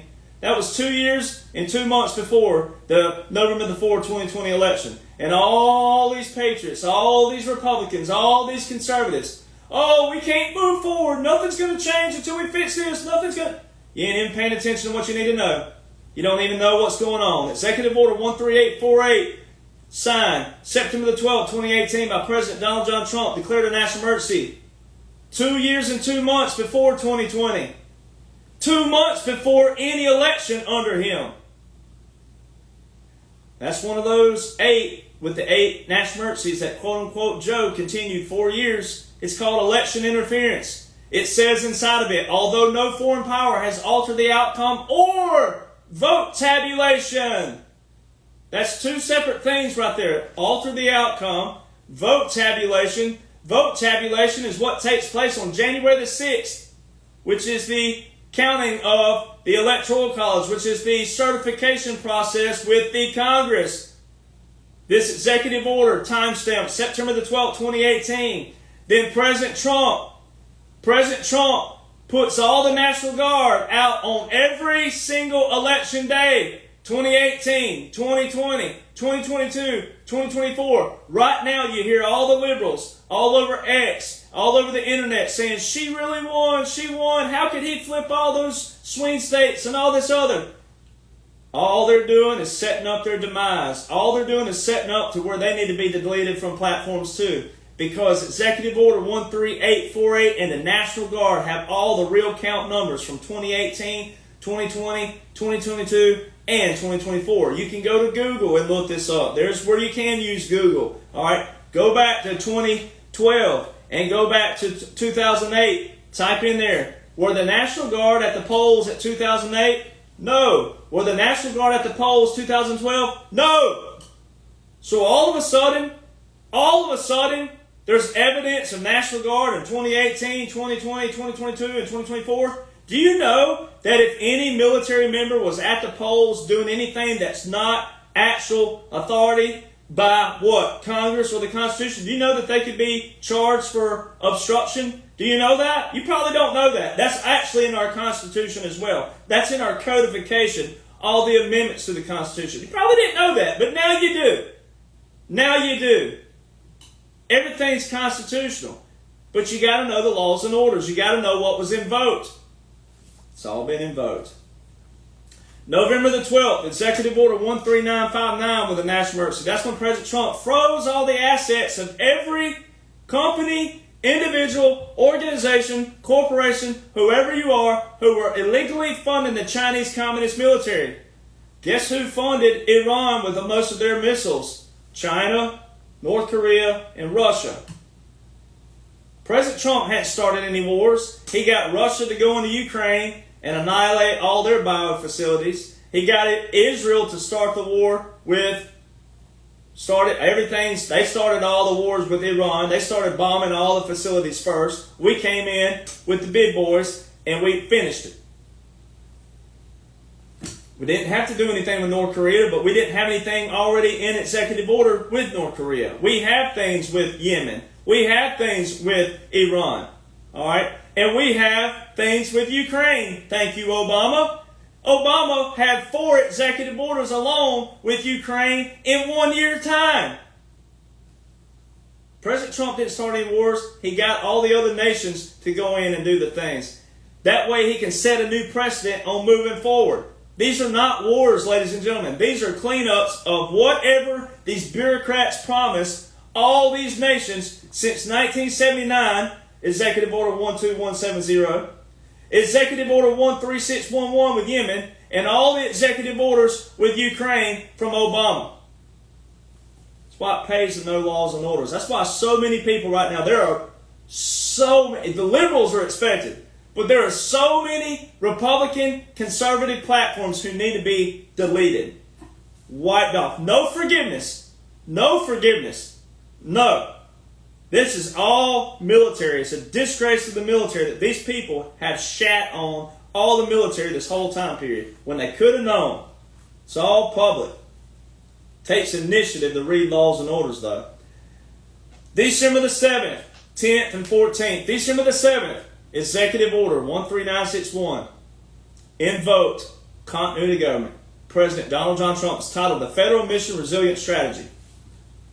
December the 10th, Executive Order 13963 is the most recent and last order of succession within the Department of Defense. You got to hear that carefully. It's the most recent and the last, or the last and the most recent order of succession within the Department of Defense. Executive Order 13963 from December the 10th, 2020. December the 14th, President Donald John Trump filed through the United States Supreme Court via the state of Texas, one of my states. Shout out Nacogdoches. He's never lived in Texas. So what is President Trump doing filing through the state of Texas, through the United States Supreme Court, versus those 7 swing states that he flipped and landslided? You're watching the draining of the swamp. You're watching the Dominion systems be busted. You're watching all the corruption be captured and destroyed. January the 1st, 2021, under that Federal Continuity Directive 1 and Federal Continuity Directive 2, they have publications under those. Because those are your set standards. Those are your 2 that you need to look at. Remember January 17, 2017, Federal Continuity Directive 1, Joint Operation 3.0, Federal Continuity Directive 2, June 13, 2017. Joint Planning 5.0, 3 days later. There's your continuity government right there. There's your joint military operation, and there's your joint planning of that operation. Then on January the 1st, 2021, you have FEMA and Department of Homeland Security putting out a publication on January the 1st. All right, it was initially on January the 15th, what they had reported, but they changed the date of it. January the 1st, it's titled Reconstitution of the Executive Branch. So all throughout 2017 to 2021 was a resetting of the legislative branch. That's why all these unique laws and orders were put into place. And it's cleaning out and destroying all the narratives of all the bureaucrats. Now, we're moving into 2021 to 2025, where everybody thought, quote-unquote, Joe was, quote-unquote, president. He wasn't. All right, so watch this. January the 1st, reconstitution of the executive branch. Well, they're telling you the executive branch, so presidential now. Now the focus and distractions are going to be with the president. And all the things that you thought Joe was about, and he wasn't. He wasn't even real. It was all part of an occupation. That's what a puppet government is. That's what a government in exile is. That was what was used in World War II in a slightly different tactic, but we're using on our nation. That's exactly what 45-47 is, by laws and orders, all constitutional. Strategic plans by whom? Special Operations Command, baby. United States Army. That's why President Trump, everything you got to watch for, like at Fort Bragg the other day, spearhead on the side of his ball cap. Bingo. All special operations. All right. So, reconstitution of the executive branch. Reconstitution specifically means taking something and putting it back into its original state. So they're telling you that the executive branch hadn't been in its original state, for the past 60 years, since JFK. All right. Then, reconstitution of the executive branch. I mean, when you think about a resetting that way, if you go read that publication, in bullet point 2.3, it specifically says, in that reconstitution of the executive branch, 2.3 says, when Congress, it says, when the new seat of government cannot be established in Washington, D.C., Congress and their enumerated powers will get with the states and reset a new seat of government. Seat of government. Do you know what President Trump called April the 2nd this year, 2025? He called it Liberation Day. April the 2nd. April the 2nd, 1792 was the Coinage Act. You know what the mint was? Silver. All right. You know what they called that back then? A seat of government. No coincidence. January the 6th, the only thing that the liberals hung up on this whole time was January the 6th. Oh, he did this, and he should be in prison, and he should do that. That was an insurrection, and da-da-da-da-da-da. All that bull crap. Liberals don't know anything about our foundation and our history. One of our key founders, French nonetheless, which that's fine. I've got French blood in me. All right, not much, but a little. All right, but Marquis de Lafayette. All right, he's the one that said insurrection is actually a form of a last stand. All right, it's a last stand form. All right, meaning like your back's against the wall and you think everything's being taken from you. That's what an insurrection is. All right, that's what our founders thought. All right, and all these liberals out there, they're saying all these things. They didn't even see what happened that day. On January the 6th, 2021, there were 2 objections that took place in the state of Arizona count. All right, first time in U.S. history we've had an objection take place. First time. And guess who put this in place? Our founders. Before the internet, before technology, ladies and gentlemen, our founders had this set standard where you didn't decide on who was the president on voting day. It wasn't that. They put all these set instructions in place to confirm the president, to make sure there was no discrepancies along the way. It wasn't just go down and vote for someone and that's it. Okay, we voted. That's it. They put all these checks in place. That's what January the 6th is. January 6th has always been there. People never paid attention to it until they did a quote-unquote action play. All right, all part of a plan. All right, so they showed you 2 objections take place in the state of Arizona. Listen here. Title 3, Section 15 tells you what to do if there's an objection. And it specifically says, The voting is not to move forward until all objections are what? Disposed of. They didn't do that day. Instead, conveniently, two 20,000-pound rotunda doors that open from the inside, mysteriously open, and let all these quote-unquote people in. Oh, Nancy Pelosi, oh, yeah, man, it was so stressful, and this, that, and the other. Well, it was so stressful that, you guys were able to go back in and go from California to Wyoming and certify the vote. You weren't supposed to do that. Don't matter how stressful it was if it was real. It wasn't, but if it was real, it don't matter. You stop the vote. You stop the count. It don't matter how distraught that could have been. If it was a real, quote unquote, any kind of, insurrection, which there's no such thing as that because if you know what our founders talk about. But for sake of, if that would have been a real terrorist event or anything like that, or an operation by some external group, that alone right there would have deemed that, okay, we need to stop in first time in history, and we'll come back in and reconvene at a later day. Because the objections would have had to taken time to go through anyway to see what the heck happened. And it could have taken forever to go through whatever happened with a system. Was it a system? Was it a computer? Was it paper ballots? Whatever. You witnessed that with quote-unquote Al Gore way back. All right, you saw that with the Al Gore, and even though I know a lot of that was even fraudulent back then, that was part of theater, some other stuff they were doing in a whole different kind of aspect. But for sake of Al Gore and George Bush, it took a month or two to sort that out. Papers already wrote and printed that Al Gore was the president. You got to remember this stuff. Remember all the chads that took place in freaking Florida? Floridians remember that. So how come you people forget about that? See, people, you have these short attention spans. You have these. You don't hold things that matter.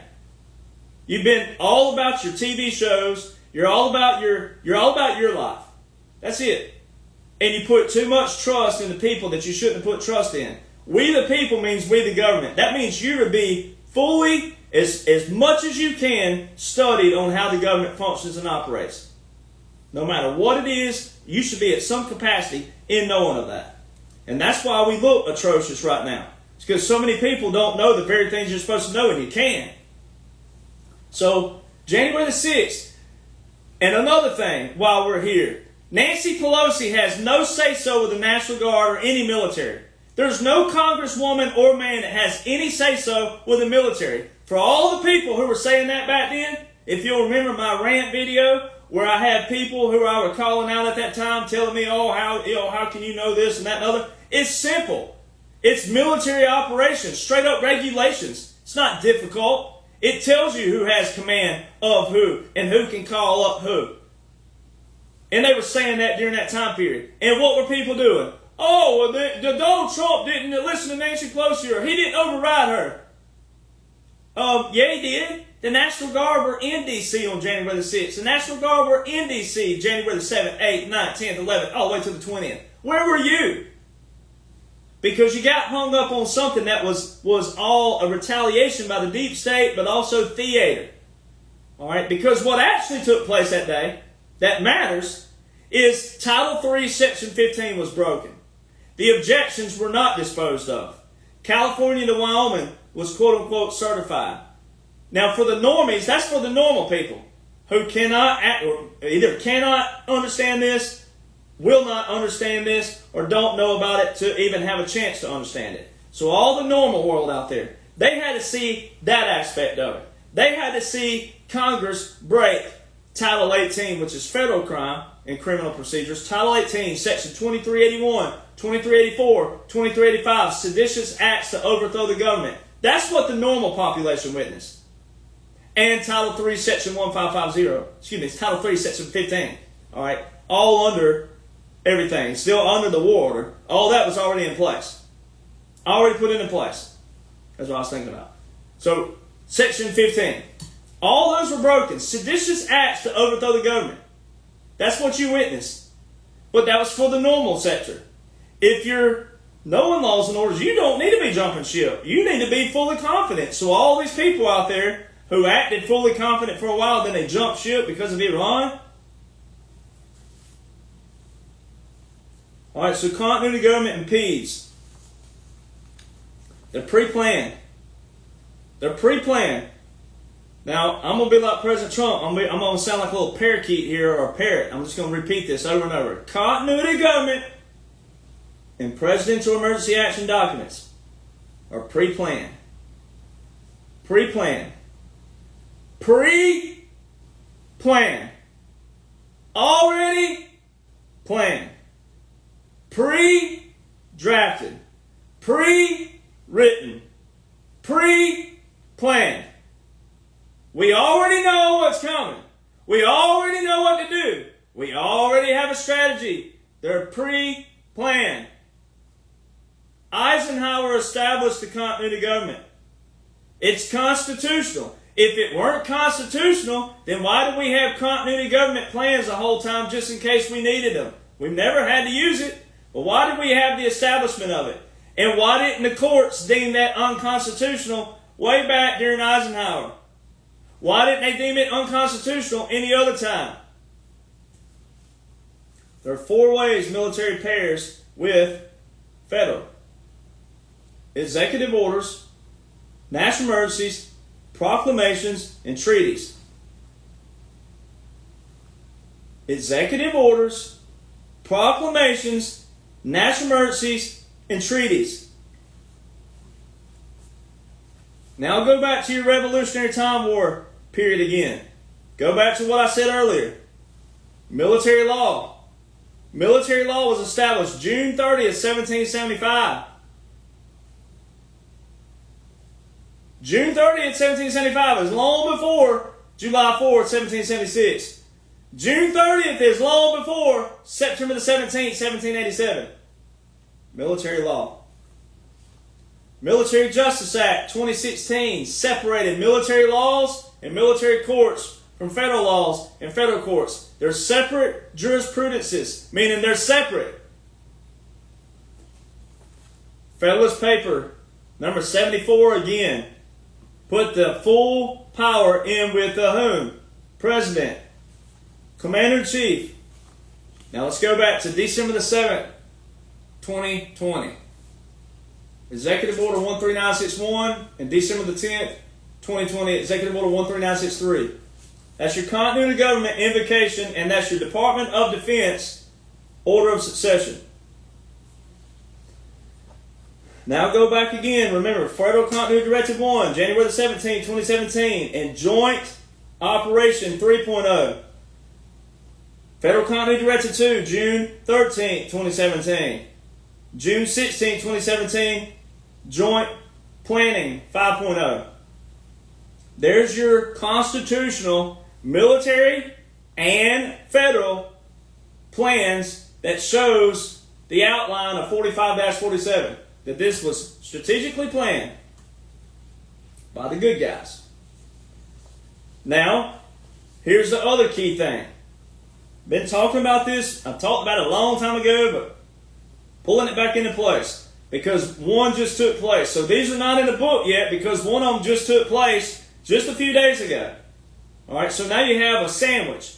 Could have put it in the book before, but now the sandwich looks better. It's something about a full, complete sandwich. If you're really hungry, sure, you could eat a half sandwich, but now the full sandwich actually looks a lot better. All right, now watch this. President Trump issued a National Security Presidential Memorandum -2 in 2017.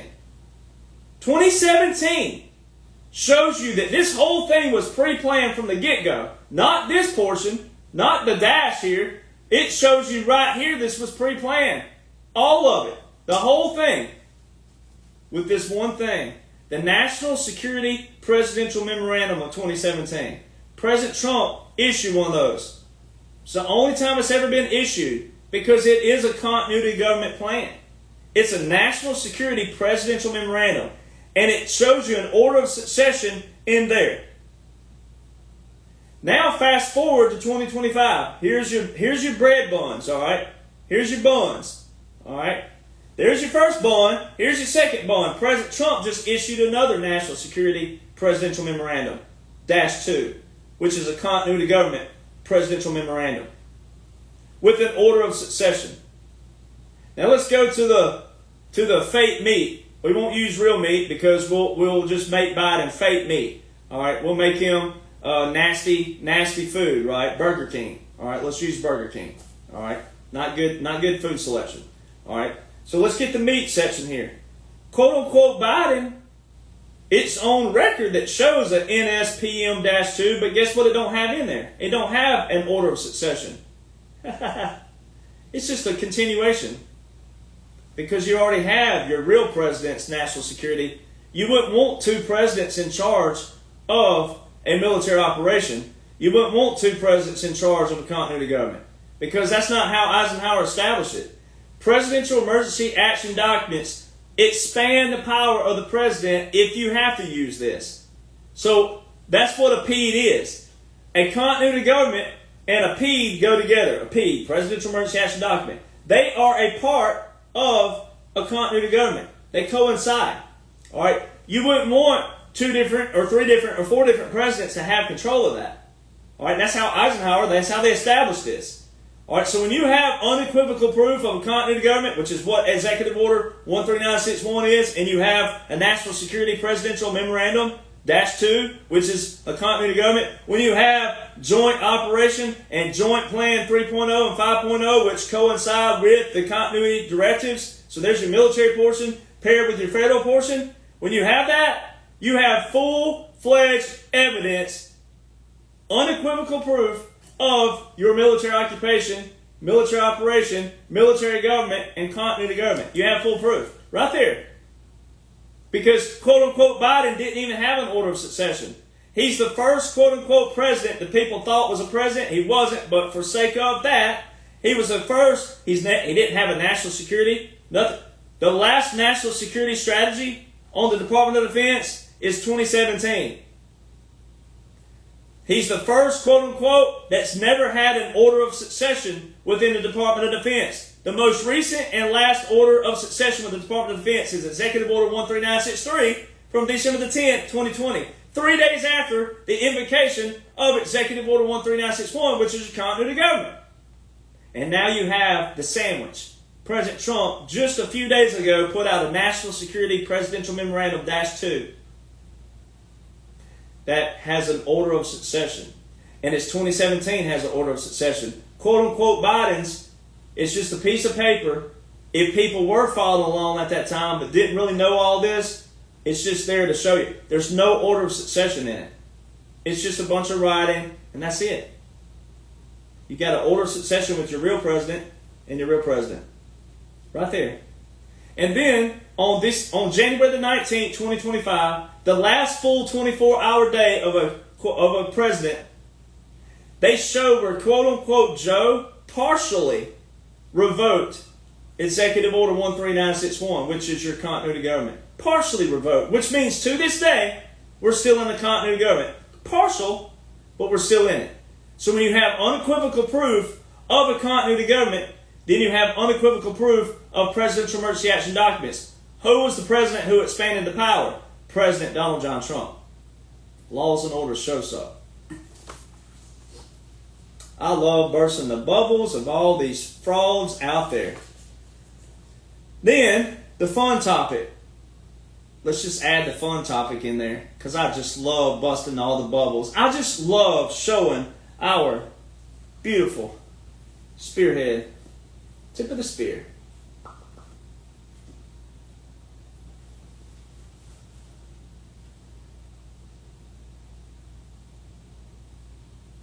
Every single meeting, every single event, President Donald John Trump, tip of the spear, baby, special operations. Just a couple of days ago before the parade, spearhead right on the side of this ball cap, right in the front, special operations. The quote-unquote assassination. The quote-unquote assassination. All special operations. All under the military government, all under the military occupation, all under the continuity government.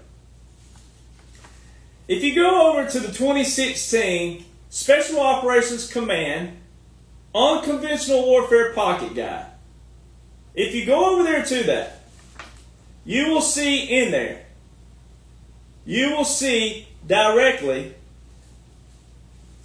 a pyramid.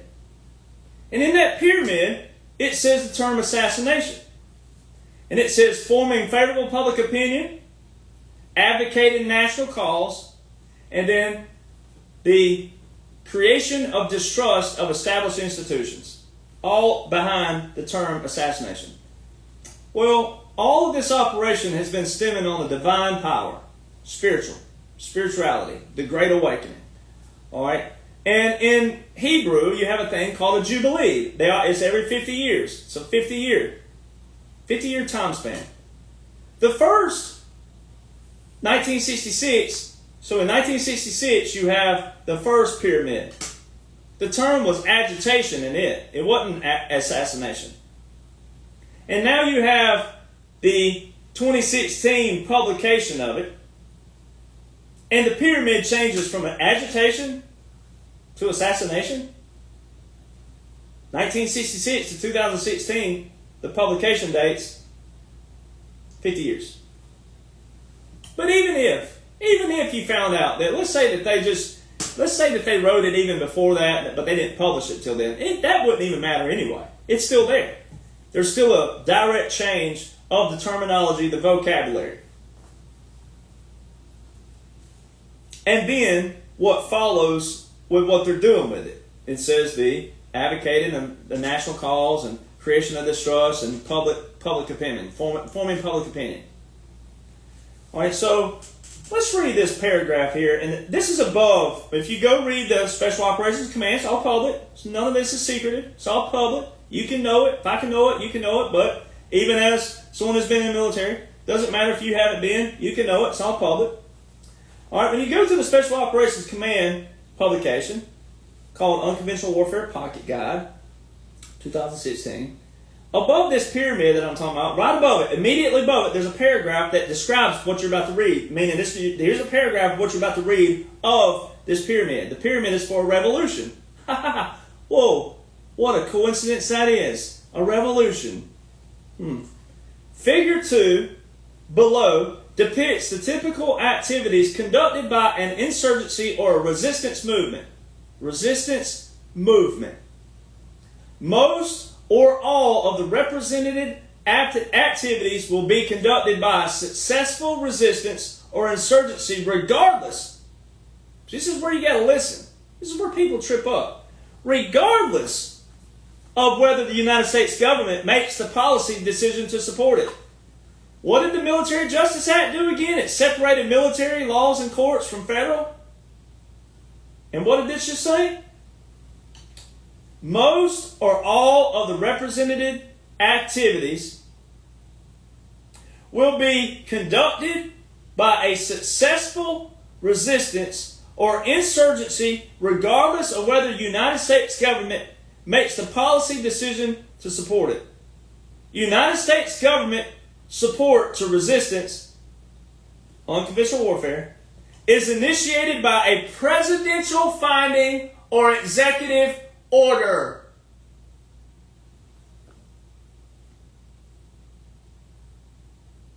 The unconventional warfare then proceeds generally following a 7-phase conceptual model called the 7 phases of unconventional warfare.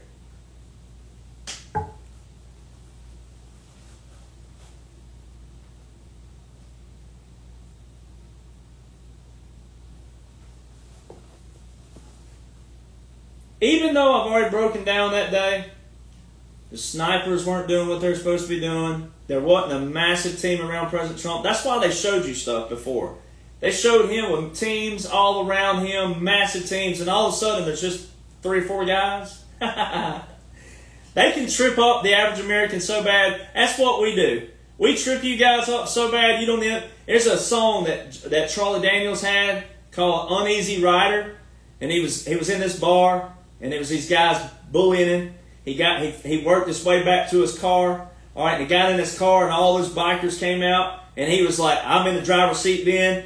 And then all of a sudden, he reversed everything on them, and he was chasing them through the parking lot and making a swipe at all their bikes. And the lyrics of the song goes, "I had them all out there stepping and fetching like their heads were on fire and their asses were catching." All right, that's exactly what Americans look like. You just grab a straw today, and oh God, the world's falling on me, and oh God, what's going on, and oh, let me go listen to this person, and this person, and that person, and this person, and that person, and then you just, at the end of the day, you're tired, you're exhausted, you don't know what to do, and the next day you start all over again, and you're right back to it, grabbing the straws, you have no foundation. None.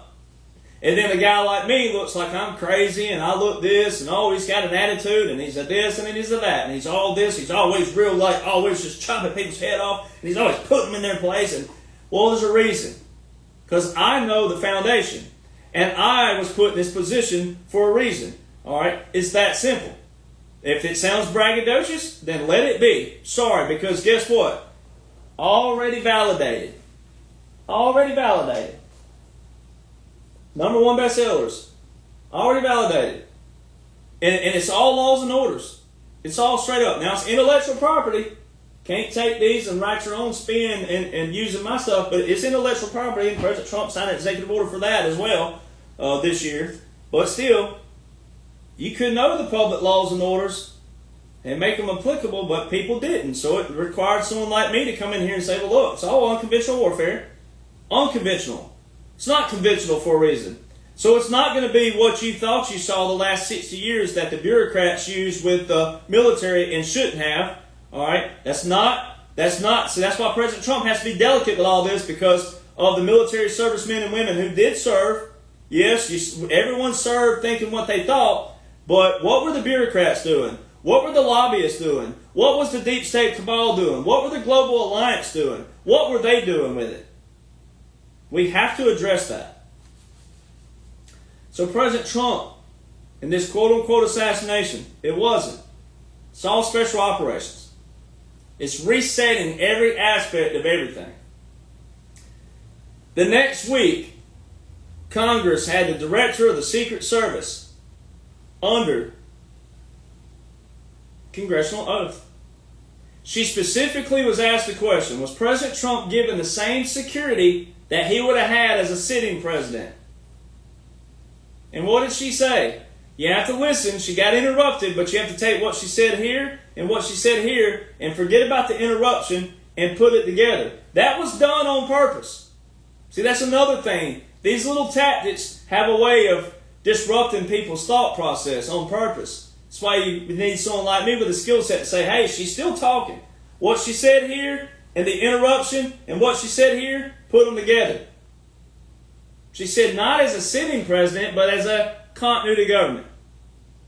So you forget about the sitting president, forget about that aspect. She answered, this is a continuity government. Everything else you're witnessing, if you don't have the foundation, if you don't know the laws and orders, if you don't know Executive Order 13961, if you don't know Executive Order 13963, if you don't know about the joint plan, the joint operation, if you don't know about the continuity government, your federal continuity directive 1s and 2s, if you don't know any of that, then you had to see what you saw the other way. Because you just don't know that you don't know. And that's okay for people who don't know that they don't know. But for the ones out there spewing and kicking and fussing and cussing and griping and moaning and complaining, but especially influencers who are supposed to be with massive platforms who have not yet used one single law by the man they claim to support, and they're misleading people with all this rhetoric and talk and flapping of the gums and stuff that's surface level propaganda, drama, and nonsense. That's not the future, ladies and gentlemen. That's the replication of the swamp. That's your past. That's what you all just came out of. Do you want that again? If that's what you want, you can have it all day long, because you already got it all day long. If you don't, you need to direct people to me for right now. Let me build their foundation up. And then the people that I go on with, those are people that have already been vetted. You've seen me not go back on people's shows because I went and reached out to their audience. I went in as an operator and got to their audience on purpose. Strategically planned on purpose. And then never went back on certain people's shows, the ones who are doing what? Making money, doing stuff behind the scenes. You got to know the foundation, ladies and gentlemen. You hear me say it, it's that simple. It is that simple. If you want to know what's going on, you got to dump all this other bull crap.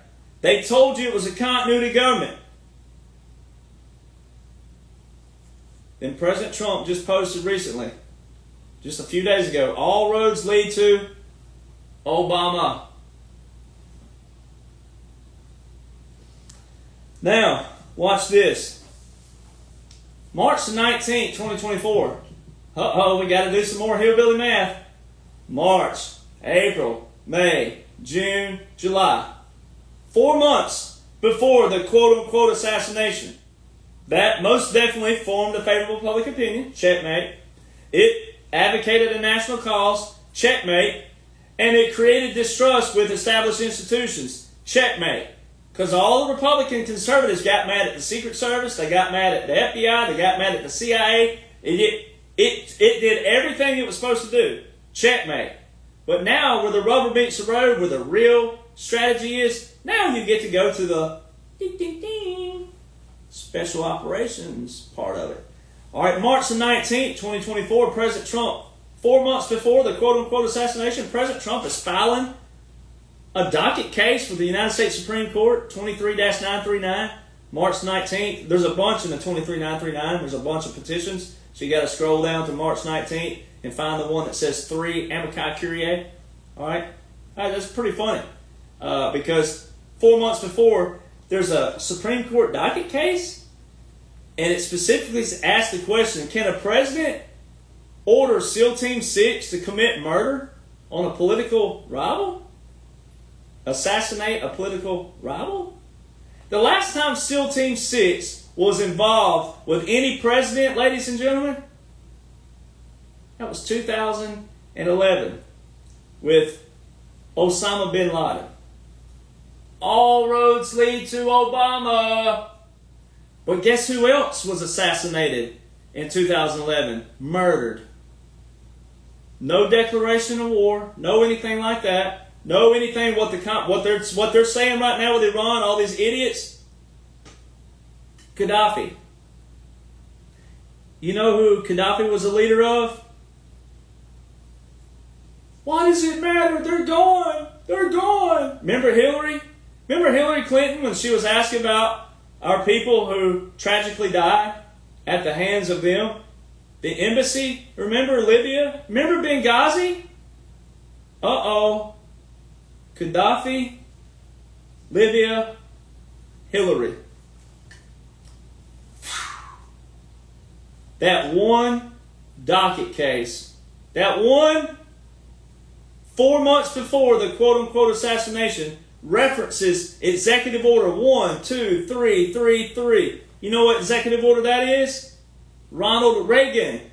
For what? Assassinations. Which ties into the Executive Order 11905 by Gerald Ford, who has also had an attempt on his life.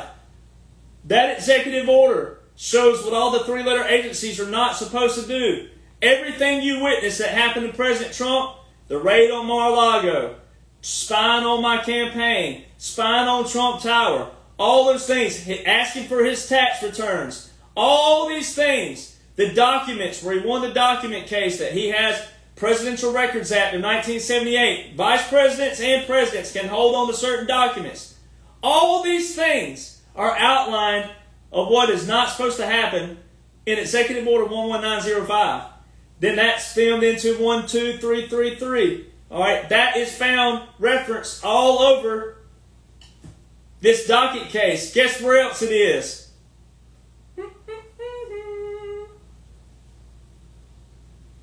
2016 Unconventional Warfare Pocket Guide. Reference 12333 Executive Order for Assassinations.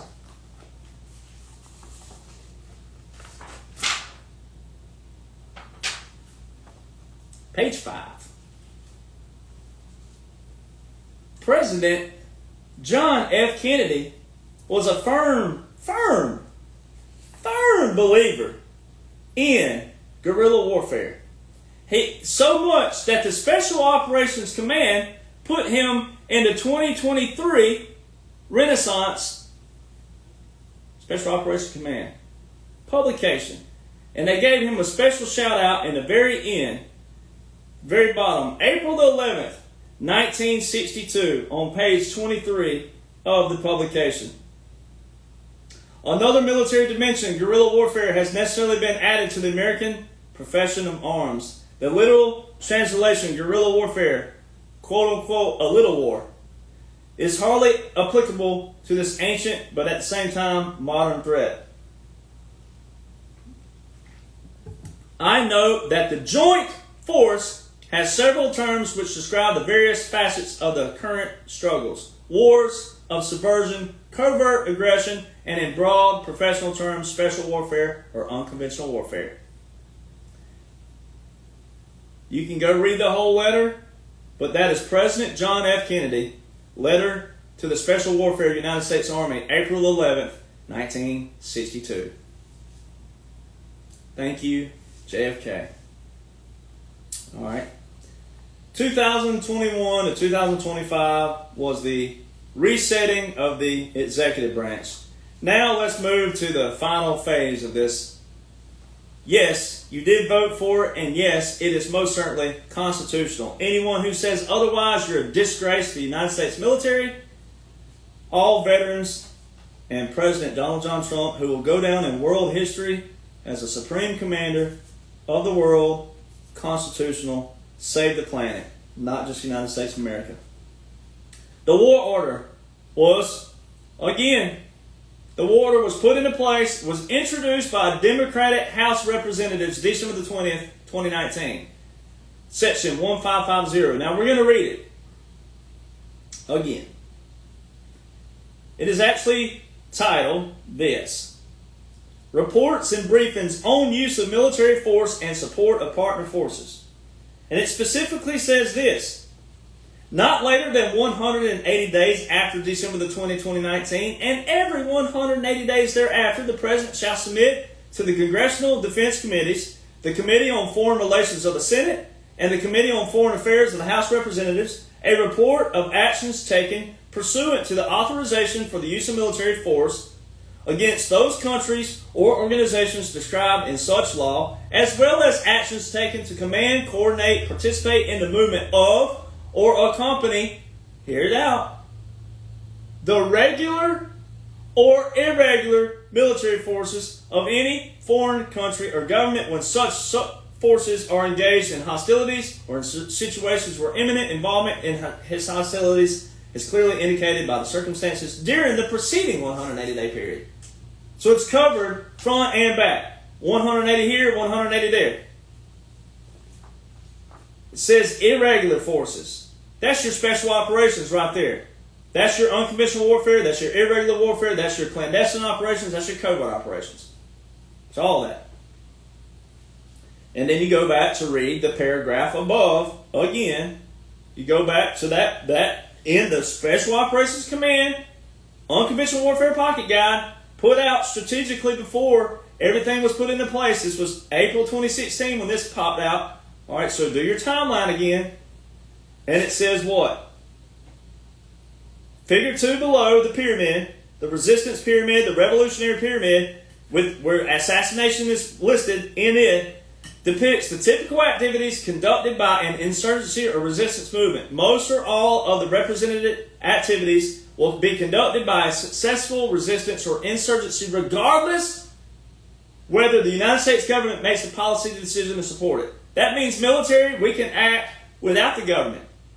And then you'll have evidence of that. That's what the 2018, 2020, 2022, and 2024 National Guard were doing with the evidence of what's going on. Because we work in analog, not digital. Our systems can't be hacked. So what numbers we have are the real numbers.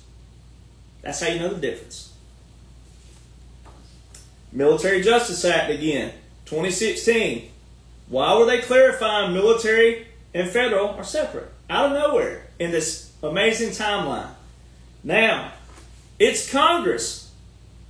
It's Congress who suspends the writ of habeas corpus.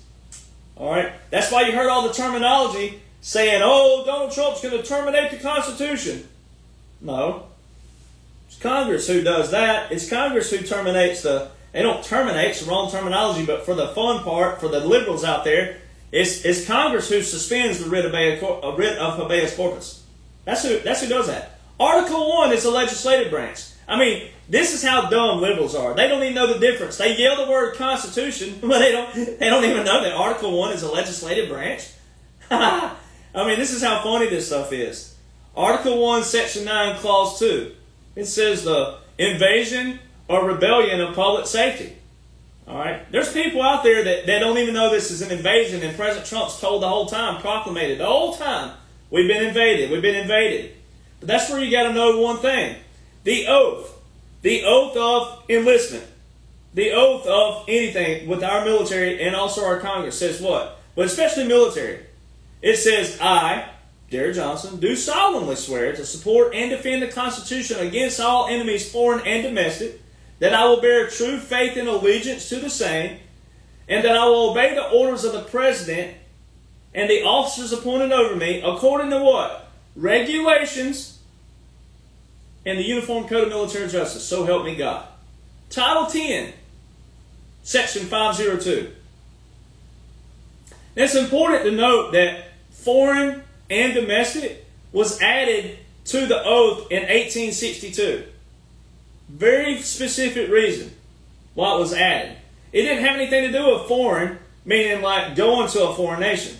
It meant anybody who was acting foreign to our ideologies, foreign to our foundation, foreign to our war, Revolutionary War, foreign to our establishment, the precedent of our military, the establishment of our military, the establishment of the oath, the establishment of the flag, the establishment of the war articles, which was the first military law, the establishment of the Declaration of Independence, the establishment of the Constitution, the establishment of the Bill of Rights.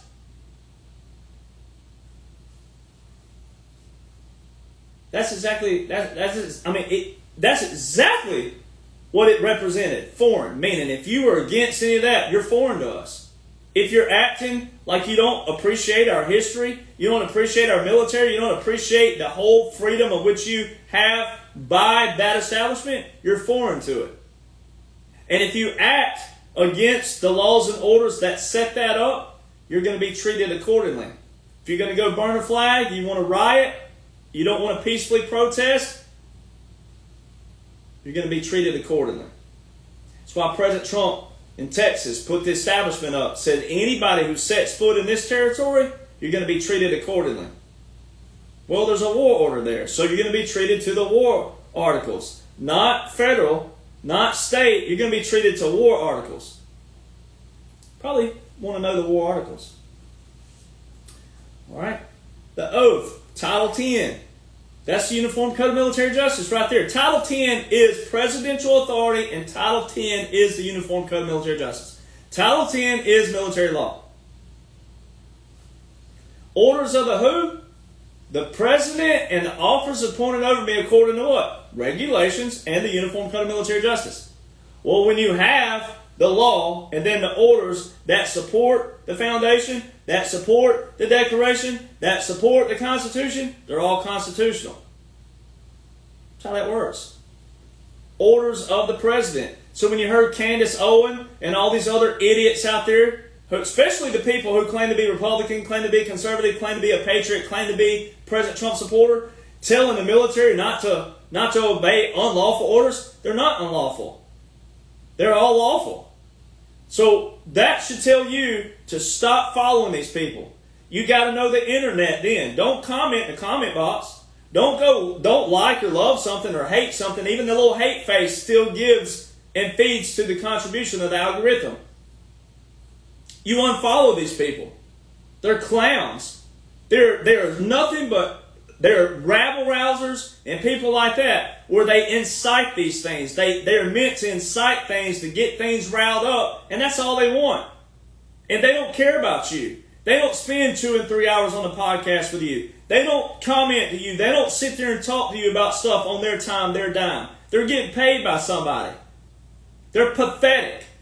They're a disgrace to everything and everybody, but especially the military and what's going on. All right. Again, it don't matter what veteran don't know what's going on right now. They can know. And they will get with the program when they're shown by laws what's been taking place. It's all time-stamped now. Ain't nobody getting out of it now. It's all time-stamped. It's all here. Part 1 and Part 2. It's all time-stamped. Everything. President Trump first. That book second. It's all there. So all these people saying they're all lawful orders. They don't even know the laws. They don't even quote them. These people that you follow, they never even talk about the laws. So why are you supporting a bunch of mouths? Democrats introduce the order again. Congress passes the laws. The Article 1 legislative branch, Congress passes the laws. It's the judicial branch that deems them unconstitutional. How come all the judges ruled that President Trump can use the 1798 Aliens Act? How come they ruled just recently that the troops moving into LA, presidential, can do that? Because it is presidential. Because that is his role as Commander-in-Chief. And it's also constitutional. It was the Democratic House who introduced the war order that all these orders are under. Executive Order 13912, Executive Order 13919, Executive Order 13961, Executive Order 13963. All the executive orders, the 8 executive orders that quote-unquote Biden, the 8 with the national emergencies, all those are under Section 1550. Everything that's taken place is under the war order put into place by Democratic House, passed by Republican Senate. President's already been authorized to use the military. So all these people who jump ship over this, over our troops on the ground in our U.S., and also what's going on in Iran, unfollow them. They have no clue what they're talking about. Joint Publication 3-57, page 46. Very specifically, here you go. Here's your civil operations. Civil dash, the dash matters, civil dash military operations. So there are people who came after me 2 or 3 years ago. Oh, you know, the Constitution, everything specifically bans the military being on our streets. No, it don't. No, it does not. It does not anywhere. Article 1, Section 9, Clause 2. Invasion or rebellion of public safety. And then what has happened through the years? We have added to that. And people said, okay, yes, we need a law for this. Yes, we need a this for that. And then you have Joint Publication 3-57, page 46. It says, generally you don't want Title 10 DOD forces in civil operations. Unless what? Congress or Constitution deems so. Title 50, Chapter 33, Section 1550. Democratic House introduced it. Republican Senate passed it. Who was the House and the Senate again? Legislative branch. It's not President Trump. That's the legislative branch. Already been passed. Joint Publication, Civil-Military Operations. Prove so. Now, it gets even better.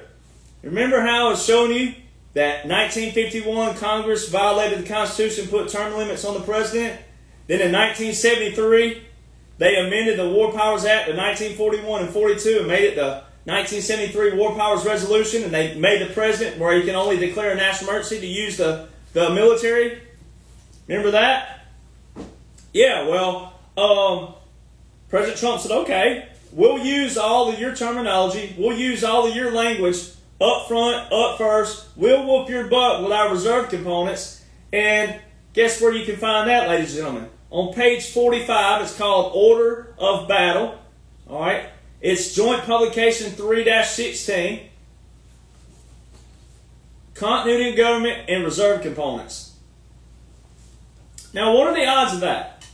What are the odds that you have full evidence of a continuity of government with Executive Order 13961, and even though they showed in theater and distractions that quote-unquote Joe partially revoked it, even though I know he wasn't real, but for the people that don't know that, we're still in the continuity of government partially. What are the odds that we have a joint publication, all with all these other joint publications and joint operations and joint plannings? What are the odds that we have a joint publication 3-16 that talks about the continuity of government and the center of gravity as well, but also continuity of government and then also your reserves? And it shows a diagram of the chain of command.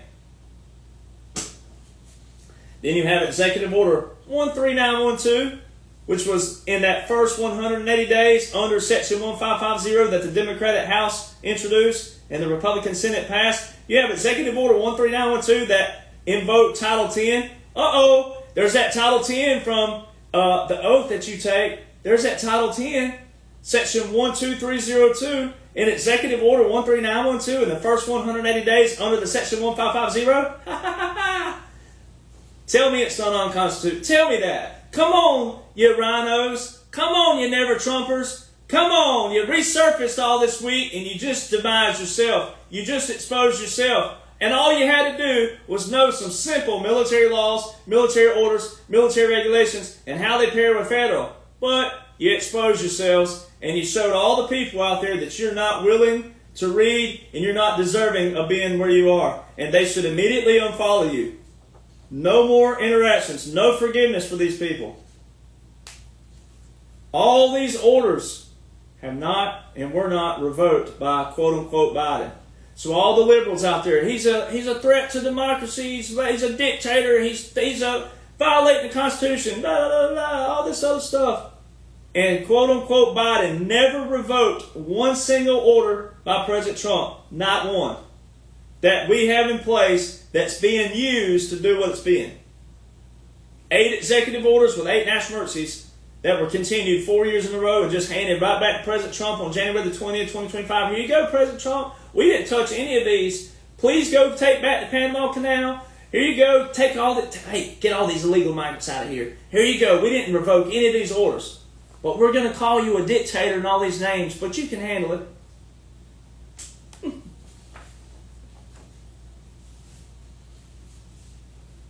Not one single thing that's in place that's doing exactly what it's doing was revoked. It's all there.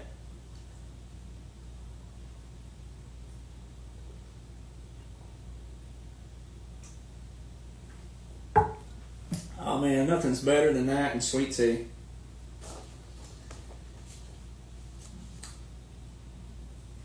So then, you have this little thing called a Department of Defense Instruction Manual, 3020.26. It's called the Department of Defense Continuity Policy. This is so funny. It was issued June the 4th, 2024. I reported it immediately whenever it was issued. And the old body, you know, no one out there, no other podcast was even talking about laws and orders whatsoever.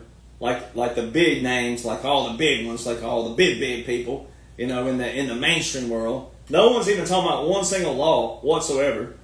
And then Department of Defense puts out DOD, so it's a DODI, and there's also other forms, but the Department of Defense Instruction, all right, 3020.26, called Department of Defense Continuity, and exactly what it means, continuity government for the Department of Defense, on June the 4th, 2024.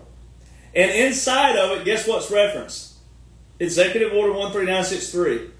And it'll tell you in there, it'll tell you the order of succession is in Executive Order, it'll put in parentheses, Executive Order 13963.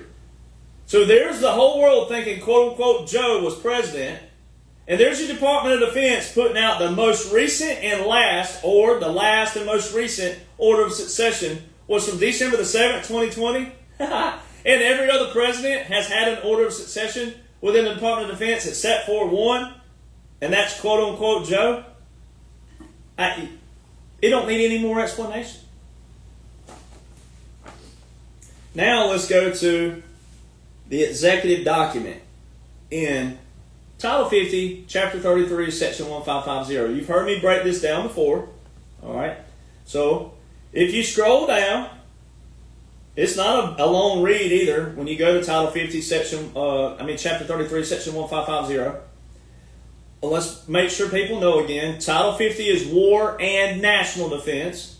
All right. And then Chapter 33 is your War Powers Resolution Act of 1973. You scroll down to the bottom. The very last thing in this, it says executive documents. It says delegation of authority under Section 1285 of the National Defense Authorization Act for fiscal year 2020. So your defense, ladies and gentlemen, your National Defense Authorization Act is your military budget for what the military is going to be doing. And they'll pass it before, so this will be the operations of the next year. So it says 2020, but it's saying this is our budget and this is what's going to be taking place the next year. It says Memorandum of President. It don't say the President. They do that specifically. That's why terminology matters. Memorandum of President of the United States, July 19th, 2021. So let's do some math again. if Joe was president, for the normal people out there, the average that don't know that they don't know, and all the ones who just refuse to listen, etc., watch this again, listen again carefully. So January, February, March, April, May, June, July. So 7 months, right? So this would have been 7 months into what people thought, quote unquote, Joe was president. And he wasn't. By laws and orders, nothing to do with conspiracy, straight up laws and orders. It says memorandum for the Secretary of Defense. And I'm going to read it very clearly and slowly. By the authority vested in me as president. It don't say as the president, so that's saying that any president. That would be what that means. It don't say the president, it says president. That's where everybody gets hung up. Right there, straight out the gate. By the authority vested in me as president, by the Constitution and the laws of the United States of America, including Section 301 of Title III. Well, there's your Title III right there. You can't have one Title III without the other Title III. So there's same Title III as your Title III, Section 15. So you can't have one Title III without the other. Same thing with Title 10. Can't have one Title 10 without the other. Title 3, Section 15, the disposing of the votes. Title 3 here. I hereby delegate the Secretary of Defense the authority and functions vested in the President. There's your the. There's your the. There's your the. President by Section 1285A through E of Public Law on the use of military and support of partner forces to the Congress. Well, look. You got to know that the War Powers Act is the War Powers Act. And Section 1550 is the war order.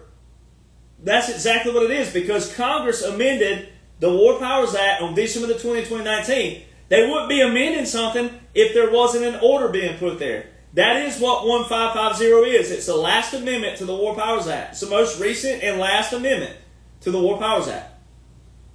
That's a war order. The use of military, and it's put in a date there. Put December the 20th, 2019. And it said the first 180 days after it, and every 180 days thereafter. Well, that means until you have a proclamation and or a revoking, a revocation, or a termination of the executive orders under that, then it's still ongoing. And we know that the continuity of government was partially revoked. Not completely revoked. Partially. Well, the continuity of government has P's, Presidential Emergency Action Documents. They expand the power of the President. There are national emergencies, proclamations, executive orders, and treaties. And your COV. This right here, for the normal people and the average people who didn't know that they didn't know, but maybe read this or stumbled on it or whomever, that's why you put it in proclamation, that's why you put it in writing, you put timestamp on it. Right here, that is quote-unquote Joe for the normies, relinquishing his power and authority as a commander-in-chief, as a president, to the president of Section 1550, who was the president in 2019.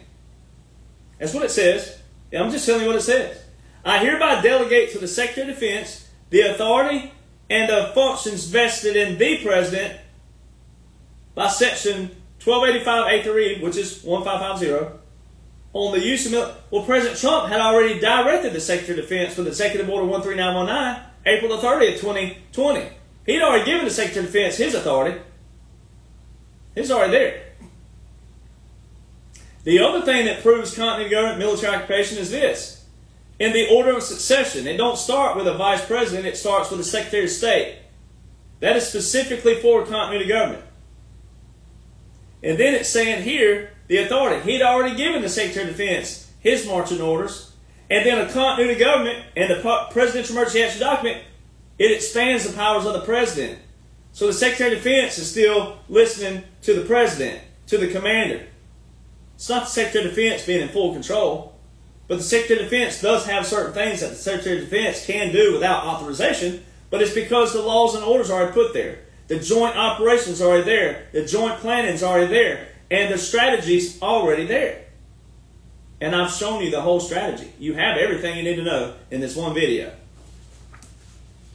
So that's where now you got to apply the puppet government into civil affairs. All right, my grandfather, who will be gone, rest his soul, 20 years this September, is the one that taught me all about puppet governments, because it was a tactic used in World War II. All right? It's a slightly different tactic right now. But puppet governments, all right? It's where, like, the best one, the most popular one is the Second Philippines. All right? So Roosevelt brought the president of the Philippines over to D.C. and had full control of his military. Japan installed a fake-looking president, and the people who were just normal people who didn't know laws and orders, kind of like right now, all the normal people who didn't know anything about military, didn't know anything about government, didn't know anything about, strategies and tactics, they thought what Japan installed was their president. But he only had control of civil affairs, because that's all Japan had control of. Japan didn't have control of President Kazan over here with Roosevelt in the United States. He had command. And guess who the military listened to? Him. They didn't listen to all the other stuff. So you got to know that. So what you're witnessing, the only three things that were consistent the whole time with quote-unquote Joe. Only three. Well, January the 20th, 2017, when President Trump said we're taking the power out of D.C. and giving it back to you, the people, military officers walked down behind him. On their headband, just like my hat here, on their headband, military intelligence and judge advocate general. Uh-oh. There's your Military Justice Act of 2016 that all of a sudden the Supreme Court clarified that military courts and federal were separate, because guess who gathers the intelligence in the military? Military intelligence. Who puts it in the court? A courts martial. The judge advocate generals. All right. So those headbands, and then one other headband was consistent around quote unquote Joe the whole time. It sounds like two, but it's only one. All during the time of 2021 to 2025, when you saw any kind of officer around quote unquote Joe, it was one of three headbands. It was either judge advocate general, consistent with President Trump showing you this is an operation from the start.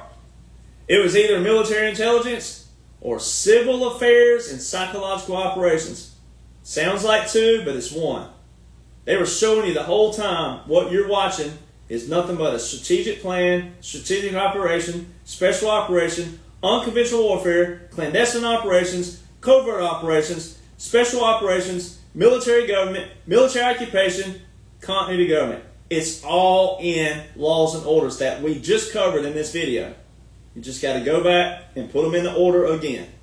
And then you got to apply your National Security Presidential Memorandums -2, which is specifically for a continuity government. Then apply your, again, January the 17th, 2017, the Federal Continuity Directive 1, and then you had Joint Operation 3.0. Then you have Federal Continuity Directive 2 over here in 2017, June 13th, and 3 days later, you have Joint Planning 5.0. Both of those are the joint operation and joint planning of a continuity government. Then you have Executive Order 13961, December the 7th, 2020, which invoked the continuity government. Then you have December the 10th, 2020, your Order of Succession with the Department of Defense. It's your most recent and your last. And you have your DOD I-3020.26 from June the 4th, 2024. That is your Department of Defense continuity policy, telling you that the most recent and last Order of Succession we're still using to this day is from 2020.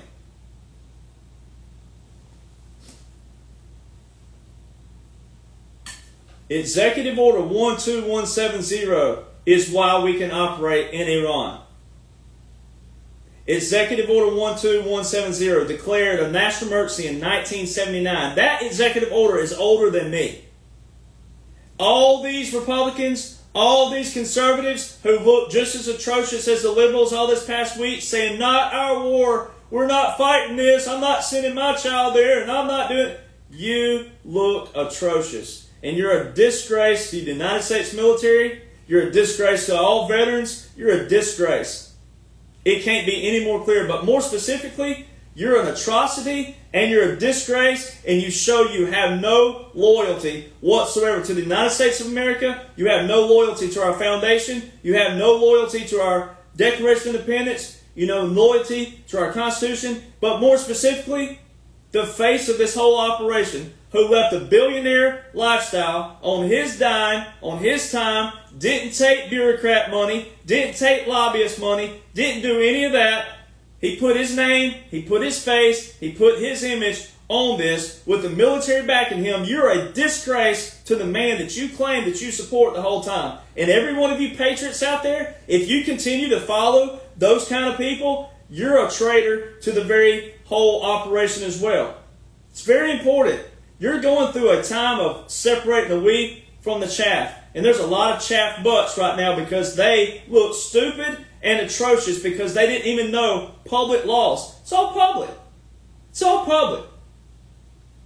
For the people who don't know that they don't know, they get a hall pass. They get a chance. But everybody who's voiced anything, put it in writing, put it in timestamp, all the stuff that you witnessed just this week alone, not just the past, but just this week alone, disgrace.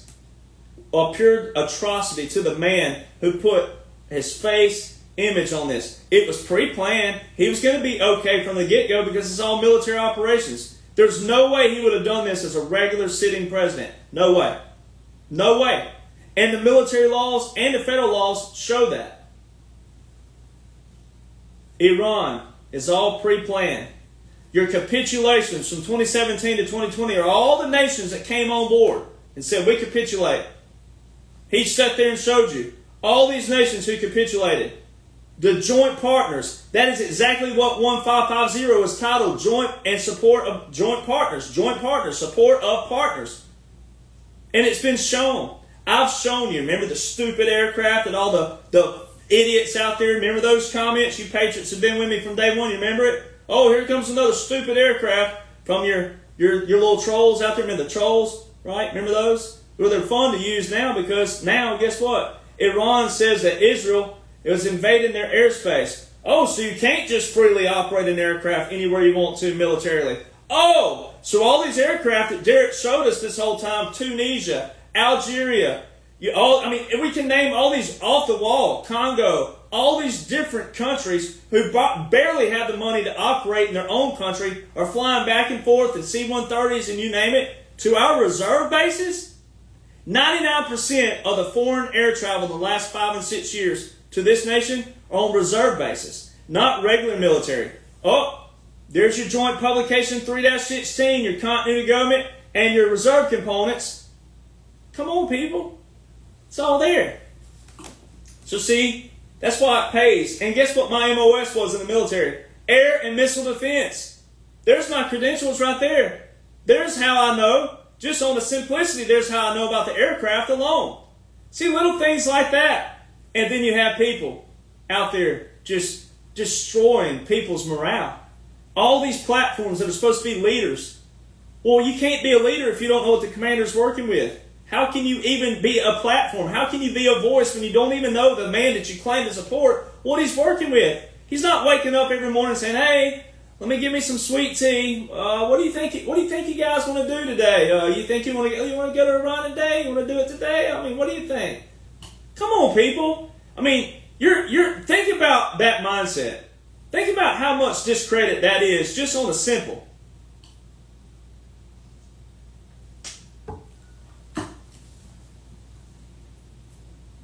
And this is what's hilarious about it. So, Obama, all roads lead to Obama. President Trump posts about that. President Trump also puts up a post a couple weeks ago now.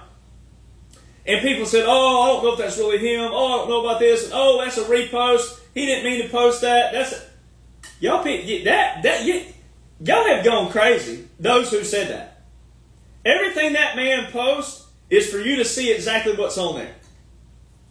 Just like today, there's already a big podcaster out there, 170,000 plus, saying that, Fordow and all that, Iran wasn't really hurt, stuff is still intact. We're not even 24 hours away from what they thought was I know a lot of this stuff's already happened, but for the ones who don't, whatever, we'll go with that. All right, we're not even 24 hours out, and there are people who claim to be President Trump supporter, claim to be Republican, claim to be conservative, claim to be a patriot, and they're saying that it's still intact and this is all theater. No, it's not.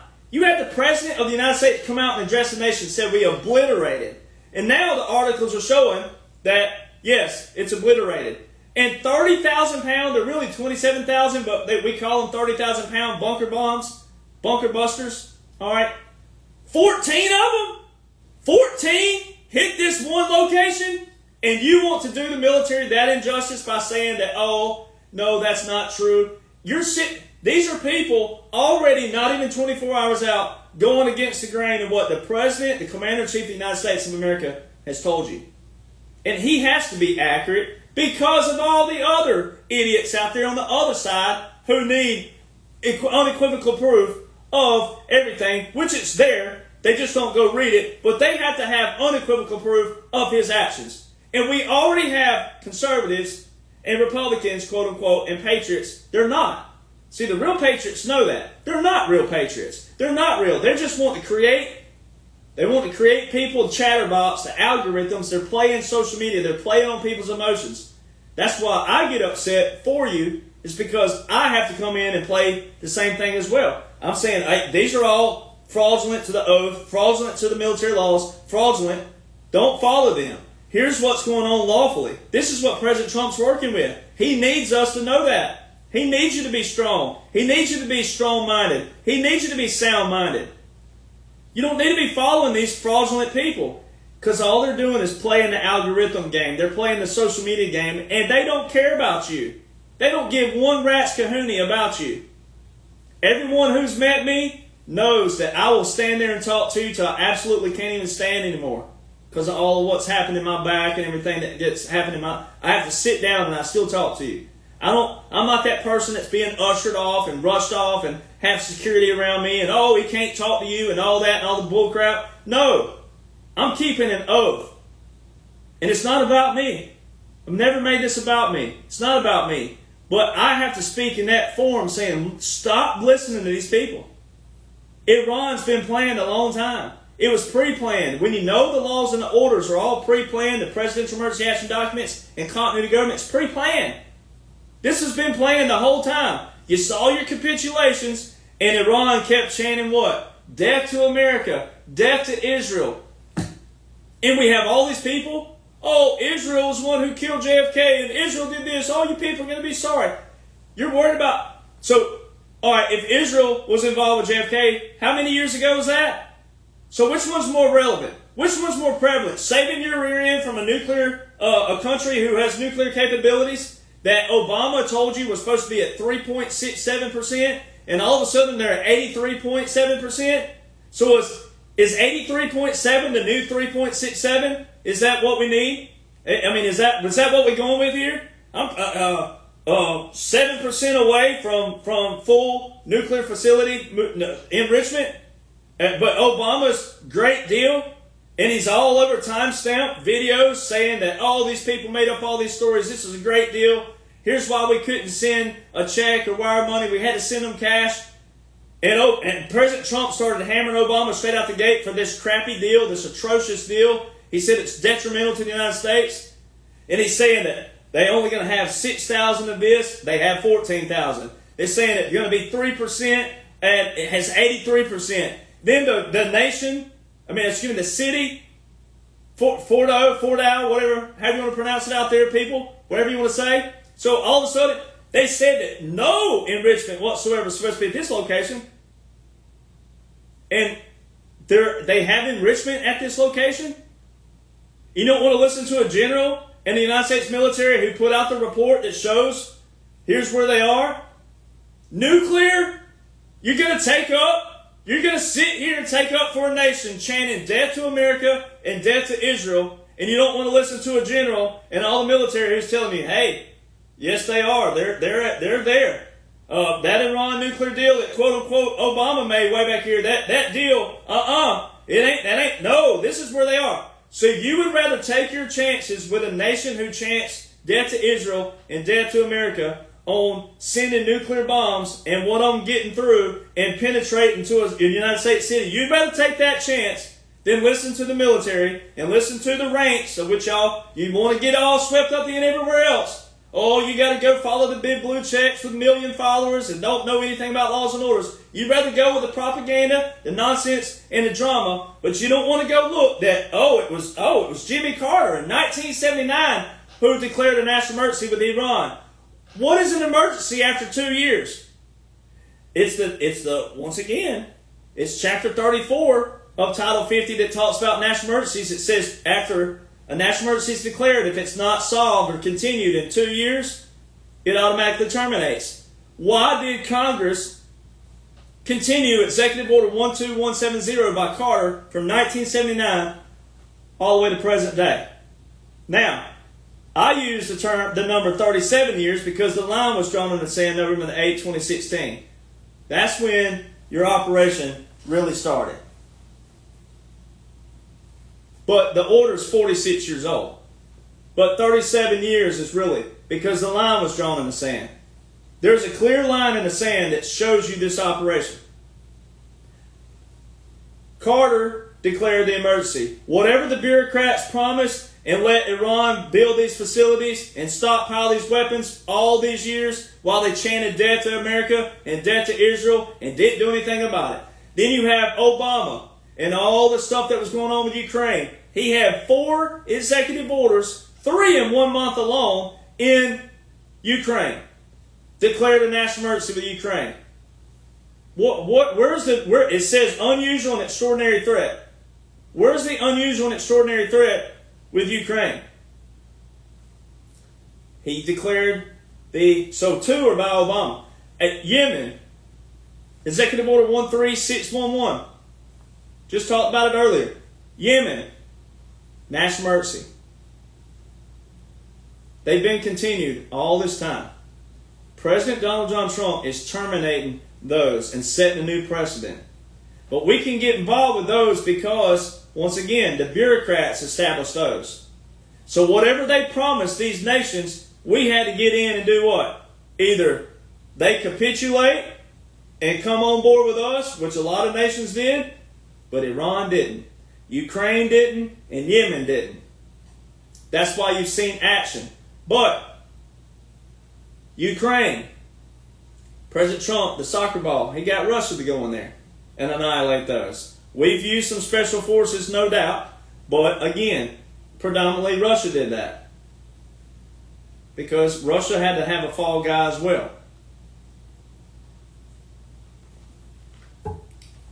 And their fall guy was not Putin. A lot of people don't remember, Putin was not the president from May 2008 to 2012. Who made all their moves with Ukraine during 2008 to 2012? Who was the president again? Obama? And now, after a nation chanted death to Israel and death to the United States for 40 years, now, all of a sudden, these people who jumped ship, oh, he's going to get us in the war, he's going to get us in the war, he's going to take our boys, all the swamps back, and all this other stuff. You know what Israel said this morning? All right, and what President Trump said this morning? What did they say? Complete obliteration. Complete annihilation. Obliteration means total destruction. And you know what Iran said today? The nation who chanted death to Israel, death to America, death to the United States. You're a threat to us. You're a threat to Islam. You're a threat to us. You know what they said? They said they're going to pursue legal action. Their response, their retaliation is legal action. Oh God, we're scared of legal action. Because guess why? All your laws and orders are your legal actions. They're actually called lawful actions. And all of ours show Constitution. All of ours show a Democratic House is the one who introduced the war article that all of our military is operating on to this day. A Democratic House under President Donald John Trump. A bipartisan operation.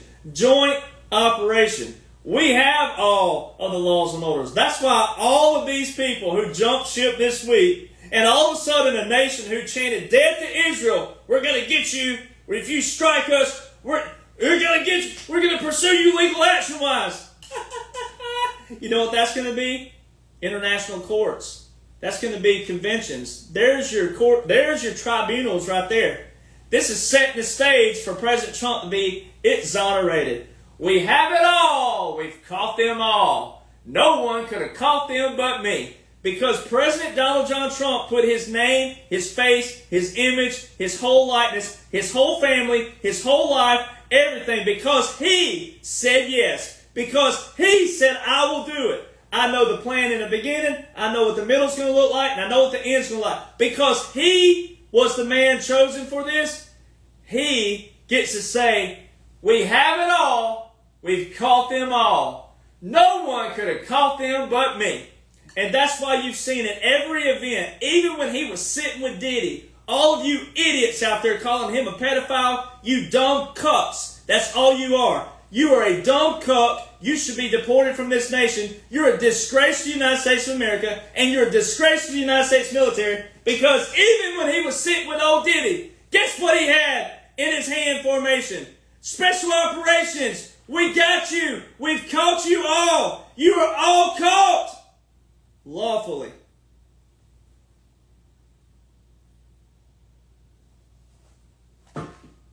He said, I will be exonerated, not acquitted. Exonerated means clean record. Me and people like me don't need him exonerated because we already know what's going on. One, I'm a part of it, and everybody else who is too in another capacity, but we don't need him exonerated. Guess who needs him exonerated? All of these idiots out there, all of these people who don't know their head from a hole in the ground, all these people who have their heads so far up their butts they can give themselves a tonsillectomy, all right, that's the people who needs them exonerated. And that day is coming. They're setting the stage. They've set the stage. They already told you. Remember all the people who said Q was it's a conspiracy theory and all these other things and all this stuff? Q is a clearance for the Department of Energy, ladies and gentlemen. It's not a conspiracy theory. There's no such thing as QAnon. There's Q, and there's your anonymous people who were form of Q, right? And they showed you all these drops, and they said Israel will be saved for last. All right, you saw that. So then you have special operators. Then you have people who get put in positions like me. It's all an operation. President Trump told every veteran out there from the get-go, remember your oath. He told us in 2015, remember your oath. And we all got recruited back in to keep our oath and to be a part of this at the capacity which they put us in. It's all been verified. That's why I have passes. That's why I have certain places I get to go and other people don't. But I let you live through me, and others should be doing the same thing as well. Dan Scavino is really well at it. He shows you all the videos of President Trump in a lot of places. So you're getting to live through us. And the people who are true and authentic and genuine, we have to be tough when we got to be tough. But hey, we include you in it. You ain't seen me change, have you? You ain't seen me change. I mean, I got awarded a new buckle, my #1 bestseller books. I mean, what cowboy don't want a buckle, right? What cowboy don't want, a prize for I mean, so, that's a cool thing. It's a conversation piece, too. It's kind of fun walking around Mar-a-Lago and say, eyes up here, ladies. Hey, eyes up here. Here's where the conversation... I love doing that. We have it all. We've caught them all. And this big bad nation, they're going to retaliate. Oh, we're going to get you. And we're going to get you legally. And what's so awesome about it is it only took a few days to expose all your never-Trumpers, all your rhinos, all your people who are I call them Tinos. They're Tinos. They're Trump in name only because they're not respectful to him. They always call him Trump. His name is Commander Trump, Commander-in-Chief. It's Supreme Commander. It's wartime president. It's President Trump. Get it straight. All right, just some validation pieces. You've always heard me talk about it, but just some validation points just to add to, January the 20th, 2021. I skipped it on purpose. 3 cannons at Arlington. 3 cannons at Arlington. It's real simple. The only cannon shown all day long for quote-unquote Joe. First time in U.S. history they showed 2 different cannon sets on January the 20th. 3 cannons at Arlington for quote-unquote Joe. 4 cannons at Joint Base Andrews with President Donald John Trump. 3 cannons at Arlington, Arlington National Cemetery.mil. It specifically says the 3-volley salute, rifle or cannons, seen or heard at Arlington is a military funeral. All right, and I love bringing up trolls just for the fun of it, because you get to hit a troll back in a funny way. But there was this Army veteran out there, claimed to be in the military 20 years, can't prove it, but they say it and trying to, oh, Jared Jonhson, I finally got him. The 3 cannons are always at Arlington because that's what they use for the funerals. That's correct. Thank you for pointing that out. But you also just demised yourself. Why were the only cannons shown all day long for Joe at Arlington? Every other president, President Trump this Inauguration Day, and every other president, 2017 President Trump to Richard Nixon, that's shown on video, 4 cannons in the National Capital Region, not at Arlington. So thank you for being a dummy. Thank you for just exposing yourselves. See, a lot of these people just tell on themselves just by being a natural idiot. So, and then this year they did it on purpose. They put the Arlington on January the 19th, not the 20th, which was a focal point, which validated me as well. And it ain't about me, but for the people that need validation, it validated that. First time in history they swapped the Arlington and put it on the day before. Put a focal point on it.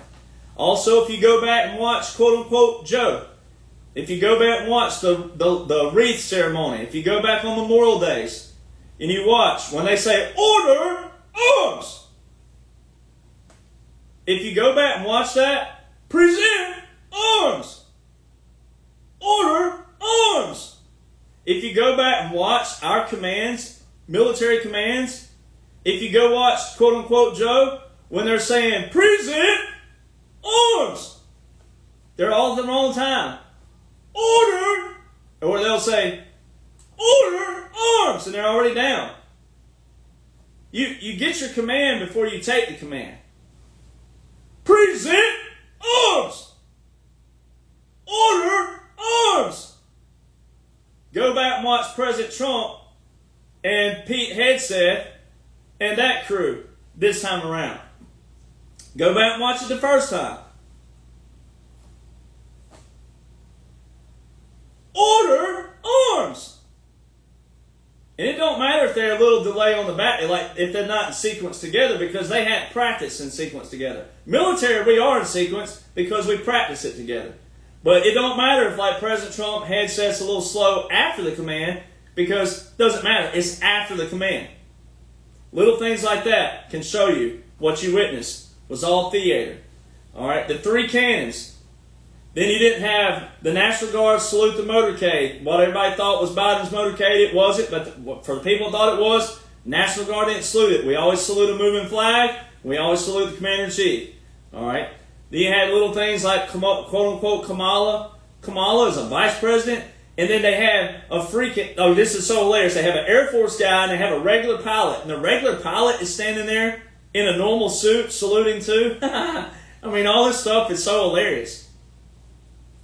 All right, but then you had your patriots during the time period getting all mad about it, angry faces. I'm like, you're not supposed to be mad about this. They're not trashing the military. This is an operation. This is the visual showing you none of this is real. And people were putting angry faces on that. And I'm like, you people are missing the point. This is an operation. They're not disgracing the military. They're showing you none of this is real to show you your validation. That was your validity the whole time. And you have people still could not grasp that. All right, so the 3 cannons. And then you had the National Guard. You had also, quote-unquote, Joe raise his right hand at 11:47 a.m. Eastern Standard Time, which is a violation of the 20th Amendment. Every other president sworn in at 12:01 to 12:05 p.m. Eastern Standard Time, except for, quote-unquote, Joe. And the Constitution specifically says the president's term shall end at noon, the successor shall then begin. He can't get any more clear than that. People don't listen. People don't read terminology. We have to make terminology great again in this nation. We have to put an emphasis on terminology, language, and verbiage. Communication. We got to put the phones down a lot more. You got to teach your children to go outside and connect their senses. Get on bicycles, let them ride bikes, let them climb trees, let them eat a bug every now and then. My God, let them get out, get dirty. Let kids be kids again. Get the phones out of their hands. Get the toys out of their hands. Give them a set discipline and a structure. Even with a Game Boy or Nintendo, whatever's out there now, Xbox, whatever the things are, there has to be discipline again. We cannot have people just stuck like this all the time with drama and propaganda and stuff that don't matter. That's how we got here. All right. Then you had Army Regulation 600-25, 2-3 cannon salutes. There was not a commissioned officer present for a quote-unquote joke. They were all standing around, moving around. They were all can't make tape. That's why Pete Hegseth says, fit, not fat. Fit, not fat. All those they show that they were fat and they can't make tape. I mean, you can't put a tape measure around them. But they were moving around, not military bearing whatsoever. Even at ease, even when you can pivot on one foot. All right, they weren't doing that. You got to know military regulations. Straight up. All right, the New York National Guard. Another proof. Straight out the gate. 2022, 2023, 2024. Adjutant General reports. There are reports out there. Dot Mill reports. 2,800 National Guard in subways. Well, you have an executive order in 2023 by the New York governor. Executive order number 28. They don't have Title 32 anywhere in there. But it says a word, federal support. Well, federal support, federal. The only Title 10 order in place upon that date in May 2023, when this executive order by the New York governor was Executive Order 13912, Title 10, Section 12302, where President Trump invoked Title 10, 1 million reserve components. There's your reserve components from your joint publication 3-16. All of those are under your Section 1550 introduced by the Democratic House. Passed by the Republican Senate. Texas 2024. The Adjutant General. There's your another key visual. Adjutant General New York, Adjutant General Texas. President Donald John Trump was the only person with the title president to go to Eagle Pass, Texas, which was the hottest spot. And guess what his most recent executive action was just yesterday? Or a couple of days ago. Let me look at the date of it. Let me pull that up really fast and look at the date. Specific date, if it'll pull up. So President Trump just put out, literally, about Eagle Pass, Texas. His most recent. Yeah, June the 20th, 2025. Presidential permit authorizing the city of Eagle Pass, Texas to expand and continue to maintain and operate a vehicular and pedestrian border crossing at the Camino Real International Bridge land port of entry. All right. Eagle Pass, Texas. That same day that they showed, quote unquote, Joe, they showed him down in Brownsville, Texas. The same day that President Trump was in Eagle Pass, Texas, they showed, quote unquote, Joe in Brownsville. Brownsville, Texas has never been the topic in the mainstream media. It's always been Eagle Pass, Texas. And there's your presidential executive action, June the 20th, 2025, Eagle Pass, Texas. Everything's been Eagle Pass, Texas. All right, you don't salute a former commander, ladies and gentlemen. That's also military regulation as well. A former commander who was never in the military before.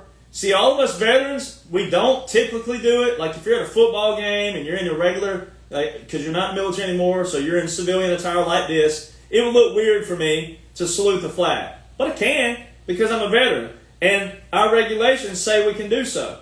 So a former commander that was never in the military would not be able to do so, and it would look atrocious for President Trump after the liberals call him a draft dodger. If he was a former commander and he's saluting at all these events, like the NASCAR races and the races that he was at, all these Formula One or all the whatever the titles were he was at, and he's sitting there saluting at all these events, football games, he's saluting, and he's supposed to be a quote-unquote former. If he was a former, the liberals would tear him up for real because they already think he's a draft dodger and all these other things.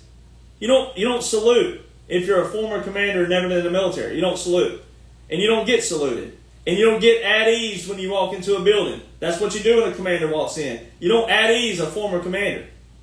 Even if one of your former colonels somehow was able to come to a site, a fob or anything like that, they wouldn't at ease him.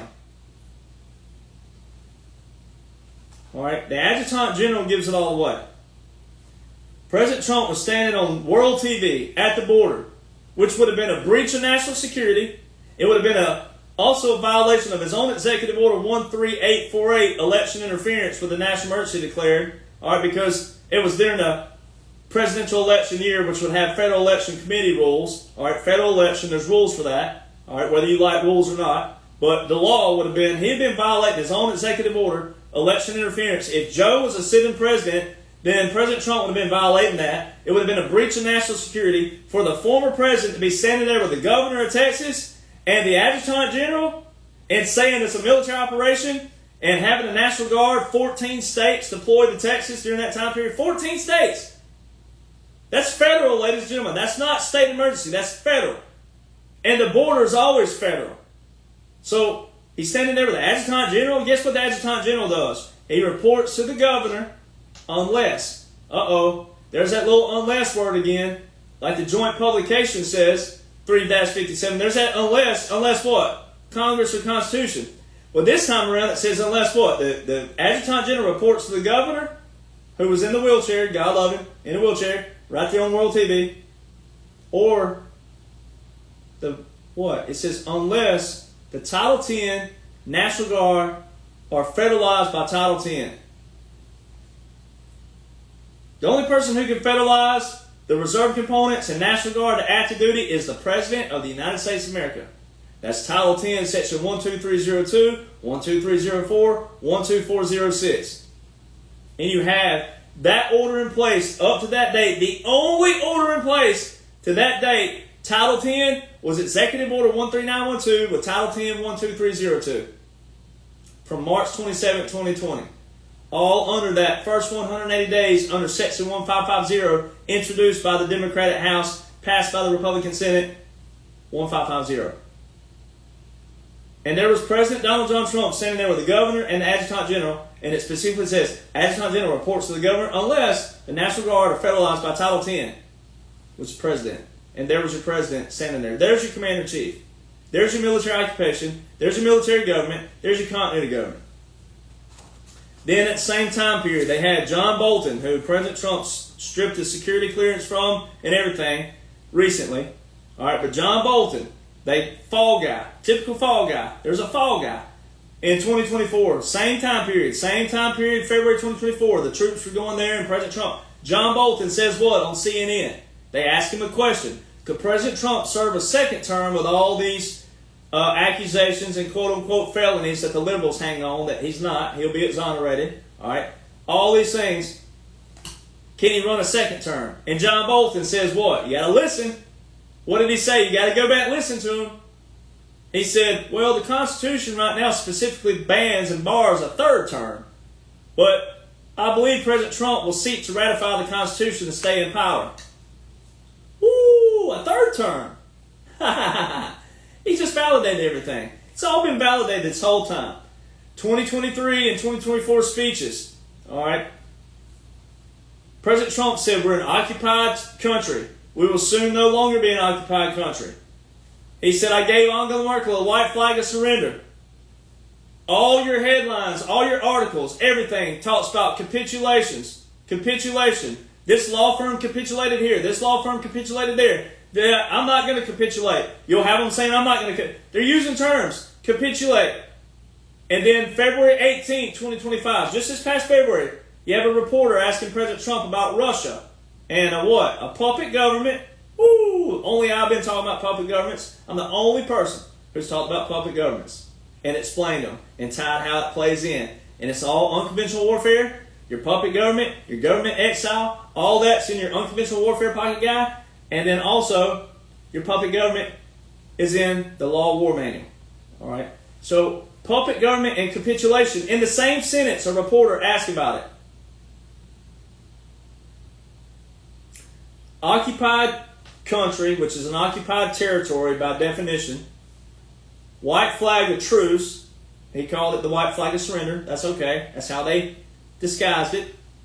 And then also puppet government and capitulations are all law war manual terms. They're not government terms. White flag of truce, of negotiations, and capitulations are in the same chapter. Puppet government and occupied territory in the same chapter. You know what chapter they're in? The chapter that says what? Military occupation. There's no such thing as midterm rallies. President Trump went on all these rallies. They were all proclamations. Time-stamped proclamations.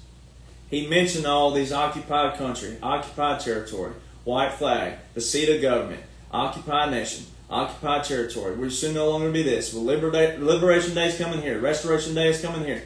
All these things. Restoration, liberation. Restoration. What's being restored? Oh, laws and orders. He told you, laws and orders will be restored. Well, he's telling you that the writ of habeas corpus took place. He's telling you you've been in a military occupation and a continuity government, which means certain functions of the Constitution are not applicable. Military government is. Military occupation is. Continuity government is. So you got to know what those are. Real simple. The other thing, I've been showing this to people lately. All right? You got to really listen.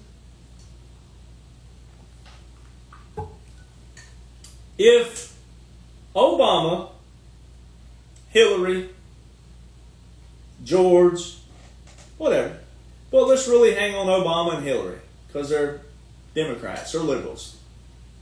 If Obama and Hillary were free to roam right now, like free to roam, they have full control of their social media, full control of their life, full control of their travel, and full control. If Obama and Hillary have full, complete control of their life right now, where are they? Where's Kim Jong-un been in the news in the last 5 years? If he has full control of North Korea, where's he been? Why did he get quiet as that little mouse that the night before Christmas talks about? Not a creature was stirring, not even a mouse. Where'd they go? Why aren't the liberals, why isn't Hillary and Obama out at their rallies? Why aren't they rallying? If President Trump's a threat to democracy and a dictator and all these other things, he's violating the Constitution, why isn't Obama and Hillary out with all their Democrat-infested cities at rallies and rallying the troops that we got to take this country back, Donald Trump's taken away from us, and we're all this up? Where are they? Where are they, liberals? Where are your heroes? Your heroes aren't even out there fighting for you. Even though I know that they're detained and they're not at full capacity, but you call that a conspiracy because you don't want to appreciate military laws and military orders and military regulations and special operations. So if unless you're going to talk to your little world, your little fairy tale world over there, where are your heroes at? Where aren't they fighting for you? You're all operating on your own idiocracy. You're all just flapping off at the gums. You're all looking like a bunch of toddlers who don't get to play with the toys because they've been taken away from you. Your funding's been taken away. You're not going to be able to chop your hee-haws off anymore. You're not going to be able to do it. You can do it on your own, but you're not doing it on our dime, our time anymore. It's done. The bureaucracy's over. The swamp's been drained. So where's Hillary? Where's Bill? If they're free to roam and they have complete control of their social media, complete control of their life, complete control of their travel, where are they? See, there's little things that can show you that you're watching the draining of the swamp. And you're going to get justice. All these people out there, you just want to see people, oh, where's their justice? Nothing's going to change until they're arrested. Chill the you-know-what out. Enjoy the journey. You're not deserving of seeing justice because of your attitudes. You're going to see it. It has to be reset. 2017 to 2021 was resetting of the legislative branch. 2021 to 2025 was a resetting of the executive branch. Now you're watching the resetting of the judicial branch. That's why everything is judge this, judge that. Judge did this, a judge did that. A judge did this, a judge did that. Judge, judge, judge. How come not one single judge blocked a tariff from 2021 to 2025? If Joe Biden was real, Joe Biden never terminated any of the tariffs put into place in 2018. Come on, libtards, where you at? Come on, rhinos, where are you? President Trump put the tariffs into place in 2018. Quote-unquote Joe and Congress deemed that the president has full control of tariffs. Not one single tariff was removed from 2021 to 2025. Not one single judge blocked a tariff from 2021 to 2025. Now, all of a sudden, you see articles. Oh, Donald Trump, his tariffs are this and this. Oh, this, that, this, and this, that. That's all theater. That's all distractions. Also, the word democracy. While we're on that really quick. Oh, he's a threat to democracy. Not one. So the liberals out there, liberals, rhinos, and never Trumpers. Oh, we got to protect our Constitution. You can't protect Jack Diddley Doo-Doo because you can't even name one thing from the Constitution. You can't even name anything. And then you can't name anything around the Constitution, which all matters. You can't name anything. You know the word Constitution. It's the highest law in the land. The laws. So you need to know the laws on paper. Then you need to know the orders that are under those laws.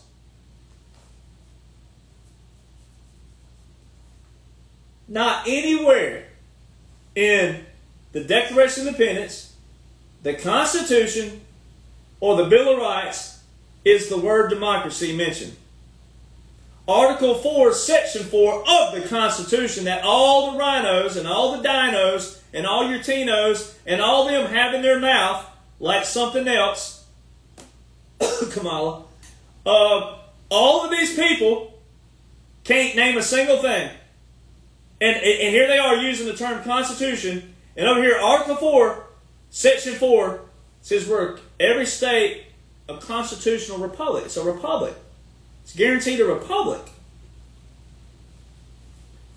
Federalist paper number 10, written by James Madison, who was the father of the what?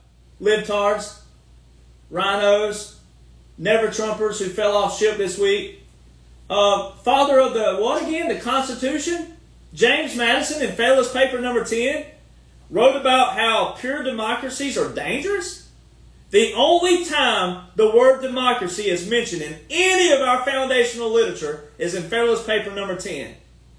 And the father of the Constitution, James Madison, wrote it. The same founding father who had to go into the Supreme Court in 1803, 16 years after he, the main author of the Constitution, all these founding fathers who established the three branches of government, who established the Supreme Court, who established the court systems, the father of the Constitution is having to go into the Supreme Court in 1803, 16 years after the Constitution was drafted and written, to clarify what a law was. And you wonder why we look atrocious today? Because we have a founding father who had to go in 16 years after he, the main author, wrote and drafted and established our whole three branches of government, our whole system, having to go into the very system they established and created and tell the very system and establishment that, hey, any statute that looks like a law, that doesn't support the Constitution, is null and void. A law repugnant to the Constitution is void. And our founding father, the only time the word democracy is mentioned in anything, one time, one, Federalist paper number 10, and it's James Madison telling the whole world that pure democracies are dangerous. And all the liberals have in their mouth is democracy this, democracy that, democracy this, democracy that. We're not a democracy. There's been 0 White House military office. If you go to Google right now and you Google White House military office, it says the director right now is Rainman. Garrett Hoffman from the movie Rainman. That's who they got listed as a director. And it don't matter how many times you edit that Wikipedia page, you can't make it change. That's who is listed as the current director is Rainman. Remember Rainman and Tom Cruise? All right, there's no White House military office. When you go to Google, the last White House military office that pops up, archive, is Obama's. Where's President Trump's? If he was a former president, he should already have an archived White House military office. Because you know what the White House military office does, ladies and gentlemen? It's the logistics and travel in Air Force One and Marine One. Well, haven't you seen President Trump get on Air Force One and Marine One? Yeah, you have.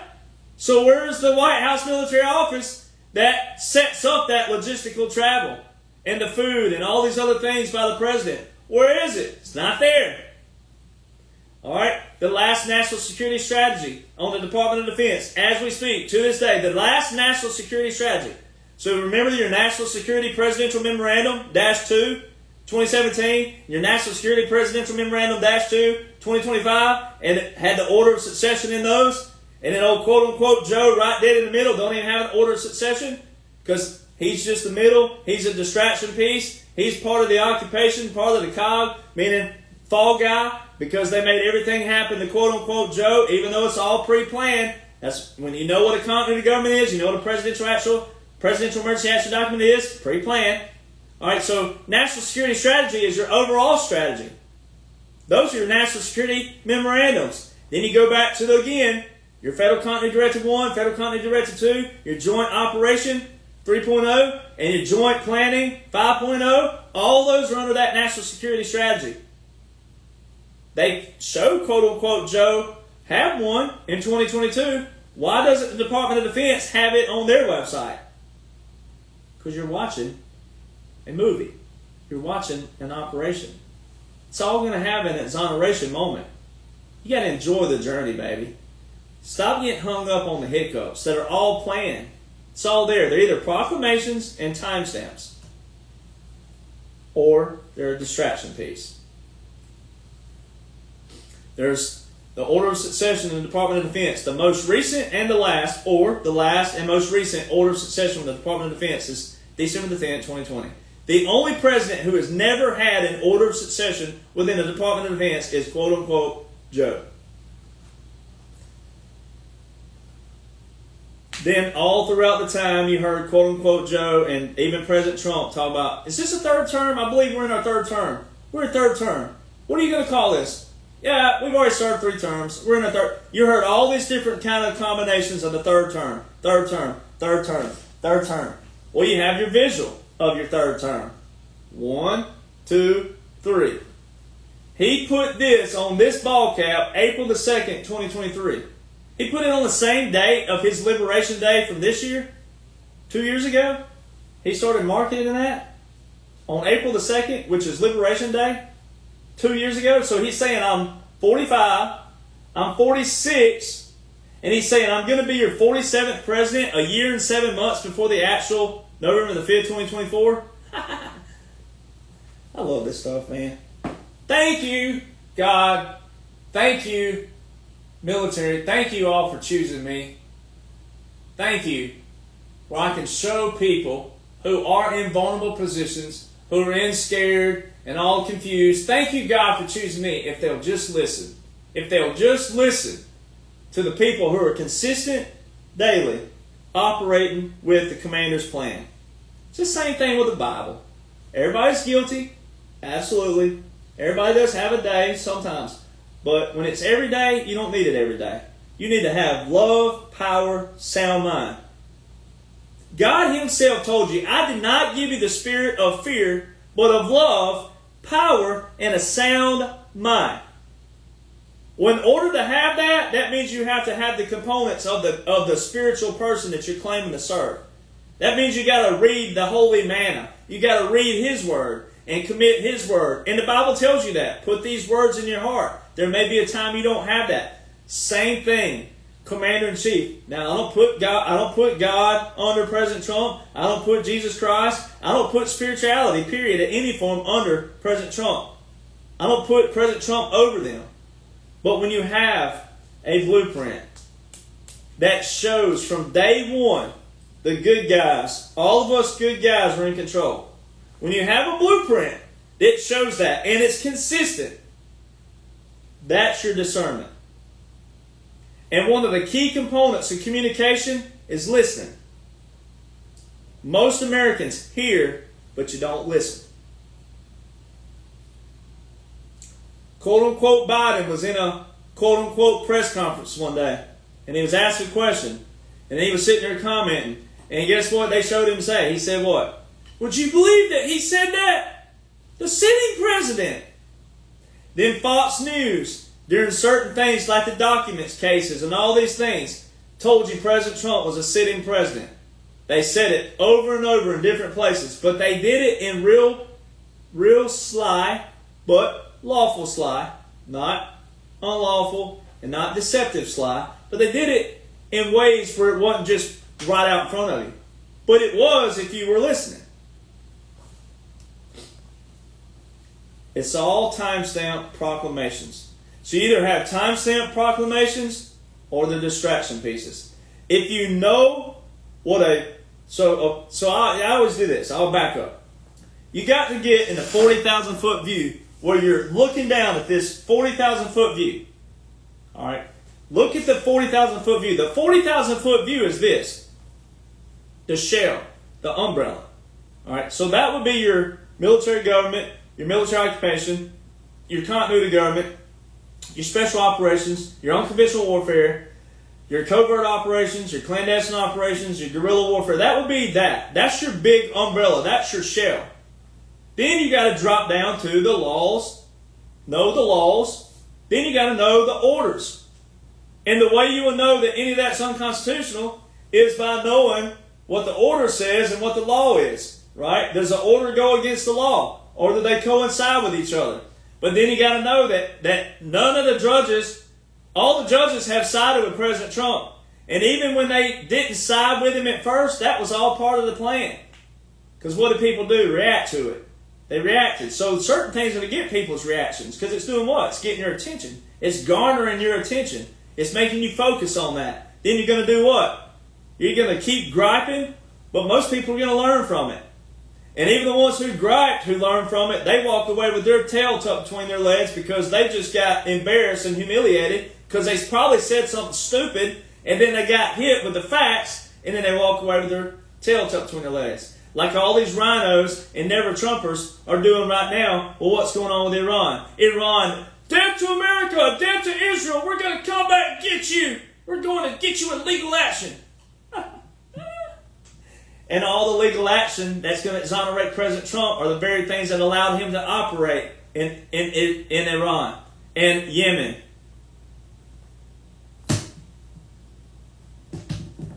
It's all timestamped. It's all proclamated. It's all written in history.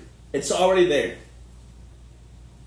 So you get to choose what side of history you want to be on. See, because what's going to happen is most people are not going to know what side you stood on. Most people are not going to know that you were griping and fussing and complaining.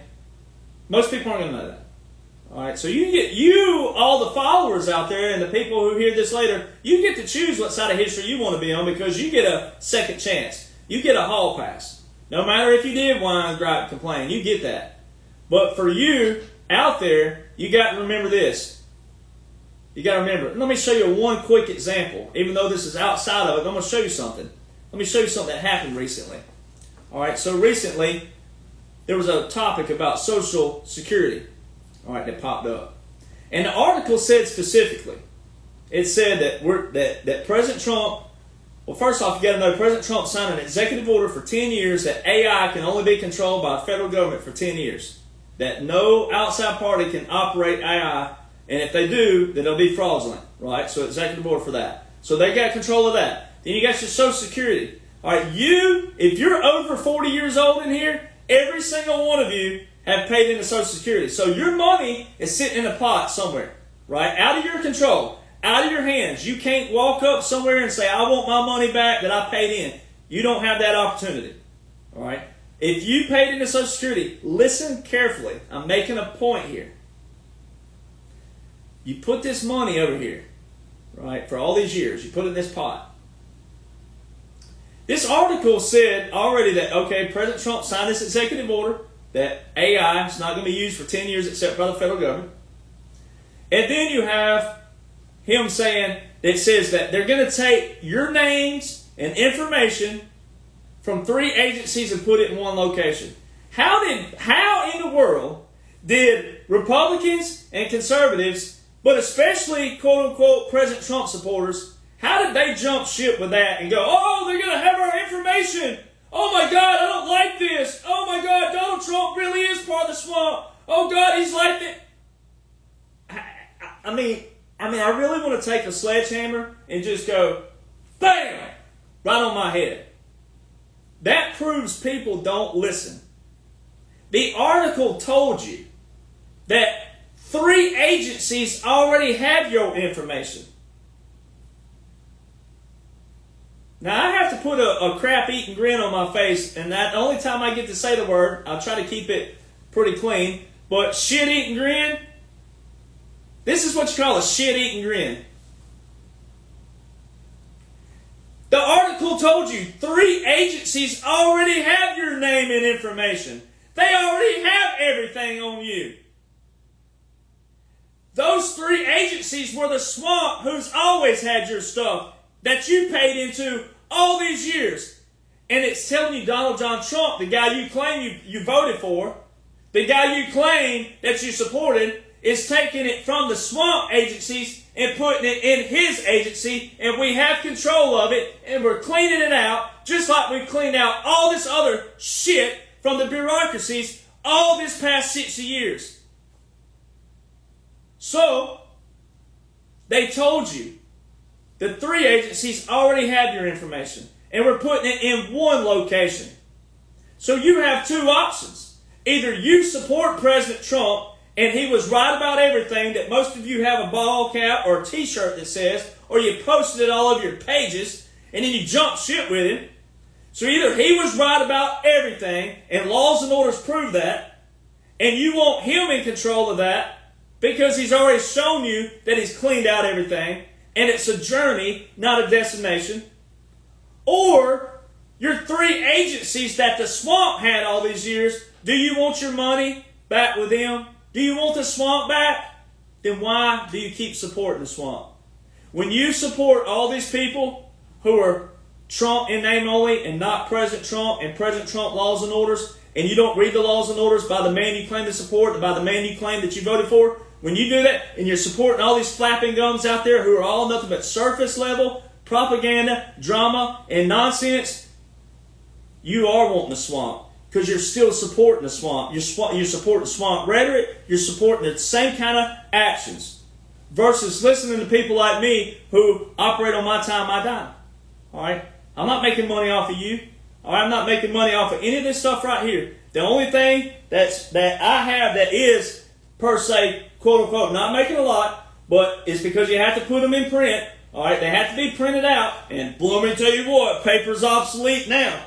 Well, you talking about hard time finding people to print a book that's almost 600 pages? And their limit, I think, is, I can't remember what the limit was on it. Amazon won't let you print a book over 583 pages. Alright, so I had to condense this down from 596 to 583, which was hard to do when you're trying to show all the legit stuff. That's it. But I can't make you buy that. And the other thing is this, for the people out there, for the idiots that call me a grifter, that means every book author is a grifter. That means every artist that does music is a grifter. So I'm okay with being called a grifter if that's the case. Because that means every person who's ever written a book, Democrat, liberal, Republican, conservative, independent, whatever you are. If you think you're an alien and you wrote a book, whatever you want to call yourself, boo-boo, then that means everybody's a grifter. That means everybody in the capitalist market is a grifter. Our whole nation is set up to make money. It's set up to be the American dream. I can't make you buy this book, but guess what? You don't even have to buy the book. Everything that's in those books are all on my sites. Facebook. Can't hardly put them on Instagram because Instagram, the post, you can't post on Instagram like that. So that's why I do videos.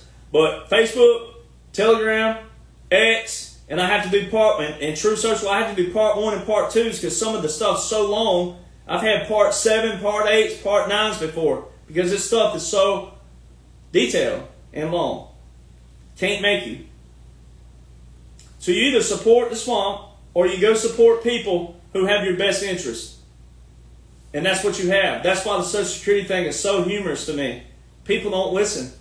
You don't listen. You hear what you want to hear, and you let all the other surface level drama, you go run into all the 5-minute spiels, and you want the 10-minute videos and the 5-minute videos, and all they do is set you up. And they throw you a crumb, and they pull you in daily with propaganda, drama, and nonsense. And it's all in laws and orders. And it's all validated. So why do you support the swamp? Why do you continue to support it? So all these people that show their colors showed you your discernment. They showed you what to follow and what to unfollow. Where we're moving to in the future. What we're leaving behind. Leave the past behind. Now, you need to remember it for future's sake, but we won't have to go through this again anytime soon. Thank God. But all these people who jumped ship this week, the never Trumpers who resurfaced, and all the rhinos that resurfaced, don't comment on their pages. Even commenting something that goes against them. Even if you think you're telling them something. Unfollow them. Don't add to the algorithm. Unfollow them. Hit them where it hurts. Show them you're smarter than that. Show them that you know what your Commander-in-Chief has been in charge of. And he's going to be exonerated. Your justice is coming. It's a journey, not a destination. It's all coming. He will be exonerated. Give it time. They had to set due process back the correct way. So give it time. All right? Give it time. But enjoy every moment. And know why you're here. Know your purpose. Know your plan. Know why you're here.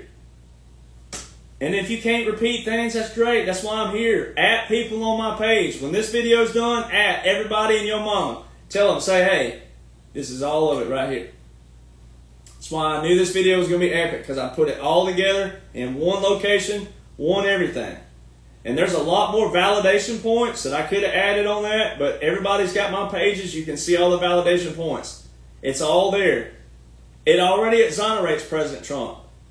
He just needs exonerated with the liberals, and that'll come through court and all the Supreme Court docket cases that he has filed right now. You ought to go read them. There are a ton of them that he has filed with the United States. It's Supreme Court, so it says Donald J. Trump versus United States government. It's epic what everybody's about to witness. The win-win-win-win portion is going to set everything up. He's going to win. Everybody's going to win so much. So everybody is going to see all the wins, like all the taxes being relieved and all these things. Get everybody in a happy spot where you see the money flowing in and all the other stuff coming in.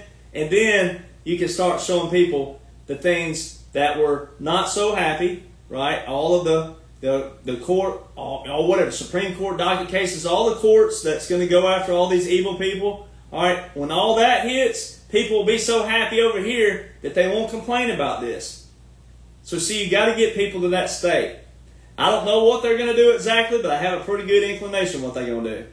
And I've already mentioned it before, and it's not for this video, but I already have a good inclination how they're going to do it and what they're going to do. All right, and it's going to be epic. Everything's going to be epic because it will exonerate President Trump. All right, and it's going to bring all these people to their knees in the right kind of way. All right, not doomsday effect, but the right kind of way. All right, if there was going to be a doomsday, it would have happened with Iran. It ain't happened that way. That is not what Iran was. It was not. All right, so you got to know the laws and the orders. You got to know what President Trump's working with. Stop following all these people who made predictive dates. Stop following all these people who are drama, propaganda, noise, chatter. They just want clicks. They want likes. They want comments that way because it becomes visible. And all the people out there who are just completely oblivious to that, who will buy everything they put out, their face creams or this cream, they're that cream and that, and ain't showing nothing.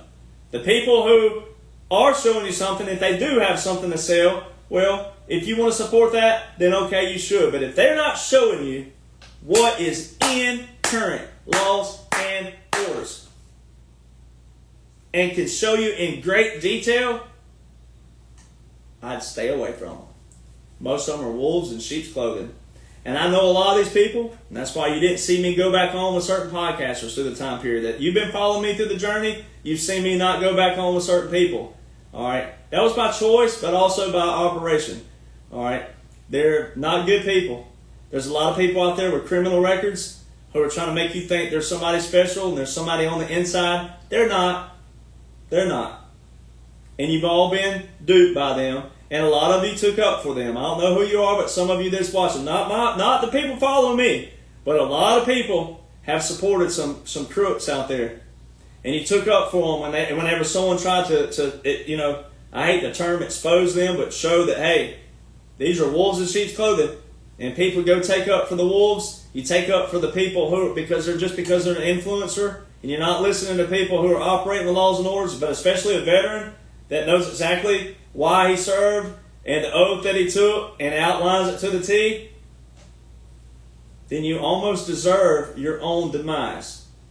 And I hate to say that, but some people have to fall in order to understand how to get back up and dust yourself off and go, oh, that hurt. I don't want to do that again. So, you have everything you need in this video. It's all outlined there. So what you need to do is make sure you share it with people. And then also, if you can't afford a book, that's fine. You don't have to buy one. Everything I got's on all my websites. Everything. All my accounts. But here's part 1 and part 2. Rattletrap1776.com. RATTLETRAP1776.com. Alright. Click on Get More Gear and it sends you over to my Shopify page. Alright. You can get them on Amazon. If you're international, that's the only option I have. Alright. Amazon has them. Alright. If you want them quicker, faster, Amazon. Alright. On there. Alright. There's that. I also have a third book that is a #1 bestseller too, where I expose and show how country music's linked to all the deep state as well. Your major record labels, etc. If there are people out there trying to separate it, they're all linked together. Alright, and it's being cleaned out as well. Alright, so there's that. Also, I don't talk about QFS, I don't talk about all these other things. I don't contact you and tell you to write to me and write me here and DM me here. I'm not that. My sites are on a link tree. linktr.ee/1776nation. Someone will put it here in the comment boxes. Alright, Linktree, linktr.ee/1776nation. Those are all my official accounts. I'm not on anything else that's contacting you. And if someone's contacting you saying they're me, or if you see a page that pops up and you think, oh, is there another page that popped up? Go to my Linktree. If it's not on the Linktree, it is not me. There have been people who have scammed out of hundreds of thousands of dollars because they thought it was me.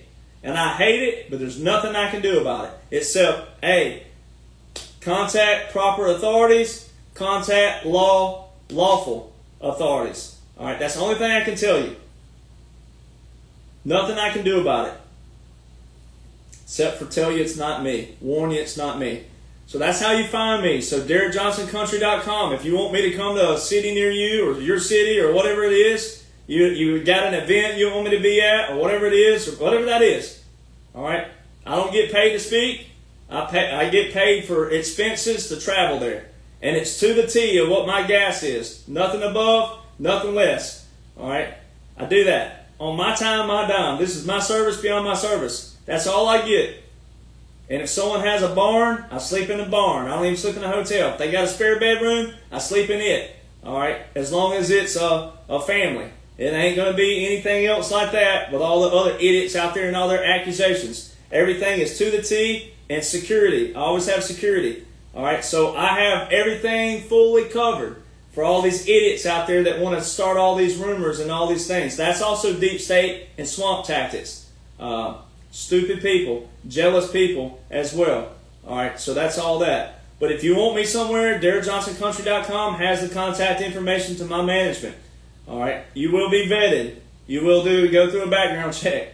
Alright, you're going to do that. That's just what we all do. Alright, but if you want it, then the documents.info are still up. Some of the links don't work because the CBS, CNN, all these people deleted some of this stuff, alright, because they were guilty They've already been dealt with, but the documents.info are still up that were published January 2021. So those are all my official websites. You'll find those on my link tree.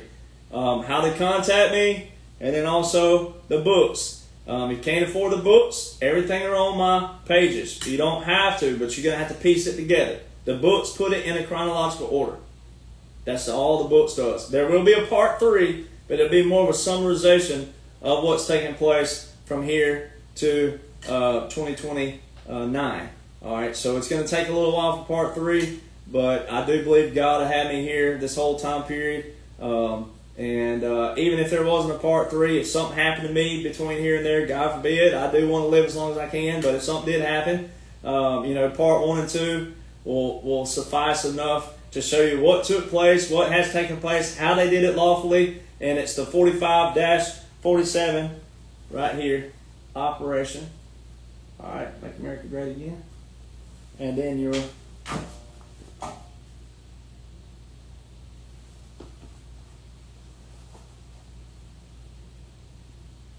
not Illuminati.